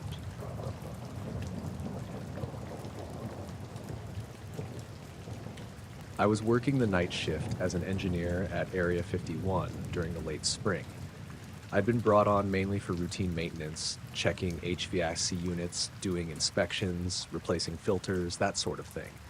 I wasn't supposed to see anything that wasn't on my schedule, but that never stopped me from wandering, especially when the night was quiet and the base felt almost deserted. It was around 2 a.m., and I was doing a rounds check near the northwest hangars. The desert outside was clear, cool for May, wind light enough to carry a fine dust across the gravel roads. Most of the time, nights were quiet here. Too quiet. But that night, as I walked past one of the older administration buildings, I heard it. Faint voices like someone was whispering from far away. At first, I thought maybe I was imagining it, the kind of fatigue-induced paranoia you get from being up all night. But the whispers were distinct, carrying through the metal ventilation grates above me. I could make out syllables, but not words. Nothing coherent, just tones, almost musical in their rhythm, but urgent, almost pleading. I crouched and put my ear to the nearest vent. The sound shifted slightly, as if whatever was making it had moved within the ducts. I called out, joking to myself. "Hello? Is someone up there?" My voice echoed down the hall, and the whispers didn't stop. They didn't respond directly, but they didn't fade either. I found the maintenance ladder and climbed into the shaft, thinking maybe someone had gotten locked in or was playing some kind of prank. The air inside was dry, colder than the hall below. I crawled a few feet, checking each segment with my flashlight, shining it into every nook. The metal reflected the beam, making strange shadows, but there was nothing. No one. Nothing at all. I paused, thinking maybe the sound had stopped. It hadn't. The whispers continued, now seeming to come from multiple directions within the vent. But every branch I followed led to empty ducts. I started feeling that same prickling sense of being watched. The way you get when you're sure you're alone, but your instincts scream otherwise. I climbed down, more cautious now, the whispers fading into the background but never fully leaving. I shook it off and finished my rounds, trying to convince myself I was imagining things. But over the next few nights, it happened again. The whispers started in different areas, sometimes over the main control corridor, sometimes near the storage hangars. Always through the vents, never from open spaces. When I checked, the ducts were empty. The base cameras never showed anything unusual either. I started keeping notes. Time, location, duration, patterns didn't make sense. It didn't follow a schedule. One night, I brought a colleague, Carl, along. He was a night tech, not security. He insisted he wouldn't go inside the ducts. We stayed in the corridor and the whispers began again, soft, echoing off the walls. Carl squinted at me. "Do you hear that?" he asked. I nodded. "Yeah, come on, let's follow it," I said. The sound shifted as we moved, following us, echoing from different directions. But the ducts we passed were all empty. One vent I opened with a wrench, a routine check, and I shone the light inside. Nothing. The metal was clean, undamaged, empty. Yet the whispers continued, now lower, almost like someone breathing just behind me. I spun around. Nothing. The hallways were empty, lights steady, cameras blinking. I started noticing other things. The temperature near these vents would drop suddenly. My breath would fog the air, even though the thermostats were showing 72 degrees. Tools I left on counters would be moved back to exact positions I didn't place them. Once, I swear I saw a shadow move across a wall in the reflection of a polished console, but when I turned, there was nothing. I tried recording audio, video, infrared, everything I could think of. All recordings were clean. No whispers, no shadows, nothing abnormal. It was like the base itself was selectively erasing evidence, or maybe my senses were the only ones being tricked. One night, I was alone again. The whispers started in the east wing, faint at first, rising in volume as I approached. I followed them to a maintenance hatch, opened it, and crawled inside. The duct went straight for a few meters, then split into two branches. I checked each branch. Empty. I climbed back out. The whispers followed me down the hall, keeping pace, just behind me, but with no source I could identify. I stopped, trying to steady my breathing. "Hello?" I said again, louder this time. The sound reacted. The whispers stuttered, dropped, and then resumed, as if amused or aware I was acknowledging them. I ran to the nearest exit, reaching the outdoor lights of the desert. I glanced back. The vents were silent again, only the faint wind stirring sand. After that, I started taking a different approach. I would ignore the sounds, move quickly past affected areas, never look inside ducts. The whispers would fade when I was near doors leading outside, but sometimes, even walking past a hallway where the vents were blocked, I felt them. A presence, patient, just out of view. I told a few colleagues in passing, but they either laughed or changed the subject. Some of the older staff hinted at similar experiences but warned me not to make a fuss. "You start asking too many questions," one said. "You start seeing things." Weeks later, I was transferred to day shifts, but the memory lingered. Walking down the base, sometimes the wind would catch the vents just right, and I would hear it again, the faint echo of voices that weren't there, almost calling to me. I'd glance at the grates, half expecting to see something moving. Nothing ever appeared. But the sensation of being followed, of being watched, never fully left. I left the base eventually, got another job far from the desert, but every so often, especially in quiet places, I hear a whisper in the back of my mind, indistinct, urgent, like the desert itself is trying to remind me that some things inside those walls were never meant to be understood. Even now, I sometimes wake in the middle of the night, thinking I hear a faint hum or whisper just beyond my window. It's never loud, never clear, but it's enough to make me check every corner of the room, half expecting to find a shadow, a reflection, something moving, just like those vents back in Area 51. I never thought a backyard bonfire could make you question reality, but that's exactly what happened last summer. My name's Paula Kent, and I live with my husband Tom and our 12-year-old son Eli on the outskirts of Brattleboro, Vermont. We've got a modest patch of woods behind the house, enough for a fire pit and some chairs, a little garden, and the kind of privacy that makes nights feel genuinely quiet. It was early July, around 9:30. The sky was still a soft blue, streaked with clouds that had held onto the heat of the day. Tom had built the fire while Eli and I set out blankets and marshmallows. The air had that sticky warmth left over from the afternoon, the sort of humidity that clings to your skin, and there was the occasional chirp of crickets just beginning to wake up for the evening. We lit the fire, and the smell of smoke and pine filled the yard. Tom was talking about his week at work. Eli was poking at the flames with a stick, and I was just leaning back, letting the day's stress drift off. The fire crackled, sparks flying up, and everything seemed completely normal. Until I noticed the sparks. At first, I didn't think anything of it. Sparks shoot up all the time, little flickers of light in the night. But then I saw one that didn't drop. It hung, just above the fire, motionless.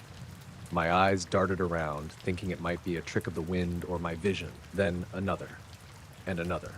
All the sparks rising as usual, then stopping midair, hovering just above the fire like tiny frozen stars. I blinked and the air seemed to grow heavier. Tom noticed too. "What the hell?" he said, his voice low, uncertain. Eli had stopped poking the fire entirely, his wide eyes glued to the sparks. They weren't moving up or down, swaying with the breeze, nothing. Just suspended. I tried to speak, to ask Tom if he was seeing it too, but my words stuck in my throat. The usual crackle of the fire seemed distant, muted, almost swallowed up. For a second, I couldn't even hear the crickets. I could only see those tiny suspended sparks, and it felt like the night itself had paused. Then it happened. The sparks didn't fall or drift. They vanished. All at once. The glow that had been hovering flickered and disappeared in a single, seamless instant. The silence afterward was absolute. Not quiet in the sense of no wind or distant traffic, but a pressure, like all sound had been held back for a heartbeat and then released. My ears felt full, my heart thudding in a way that made my chest ache. I looked at Tom, and his jaw was tight. "Did you see that?" he whispered. Eli didn't answer. He just stared, a little pale, still gripping his stick. I told myself it had to be a trick of the light, some strange reflection, maybe a shadow on the clouds, something explainable. But the sparks had been right there, close enough that I could see the texture of each tiny ember. They couldn't just vanish like that. We sat in silence for a few minutes, staring at the pit. The fire had returned to its normal flicker and glow. The night had its usual hum back. The crickets chirped again. I even laughed a little, nervously, trying to push the unease away. Tom did too, but it felt forced, like we were both aware of something that hadn't left. I tried to continue the night normally. Eli roasted a marshmallow, we talked about school and work, but every time I glanced at the flames, I half expected to see sparks hanging there again. None did, but the memory of them frozen midair stayed. I couldn't shake the feeling that something was watching, or that the world had paused for just long enough to let me notice it. Later inside, I kept checking the windows, peering out at the tree line behind our yard. Nothing. No movement, no lights, no signs. But the hairs on my arms kept rising, the way they do when you're aware of something unseen. The next night, I went out to the fire pit again, alone, just to see if anything repeated. Nothing. Just the fire, the smoke, and the familiar night sounds. I stayed for a while, listening, staring, willing myself to believe I'd imagined it, but the feeling remained. The quiet, the hovering sparks, they weren't gone from my mind. Weeks passed, and life went back to normal, or as normal as it gets in a house at the edge of the woods. Eli tells the story sometimes, but he shrugs it off like a dream you can't quite hold on to. Tom hasn't mentioned it since either. I didn't want to make him think I'd lost it. Still, when I pass the fire pit at night now, or when I see sparks rising from a candle or a fireplace, I pause. I watch them for just a second longer than usual, half expecting them to freeze, half expecting that same impossible silence to press in again. And I feel the echo of that night, the way the ordinary became something otherworldly, even if just for a heartbeat. I don't know what it was. I don't know if it was a trick of the eyes, some atmospheric anomaly, or something else entirely, but I remember it, every detail. The sparks, frozen, the silence afterward. The sense that time had tilted just slightly and the world had held its breath. Even now, the memory is sharp. I sometimes wake up in the middle of the night thinking I hear that hush again, that unnatural pause, like the air itself is waiting to reveal something beyond sight. And I wonder if one day I'll see it again, or if it was something that only needed to be seen once.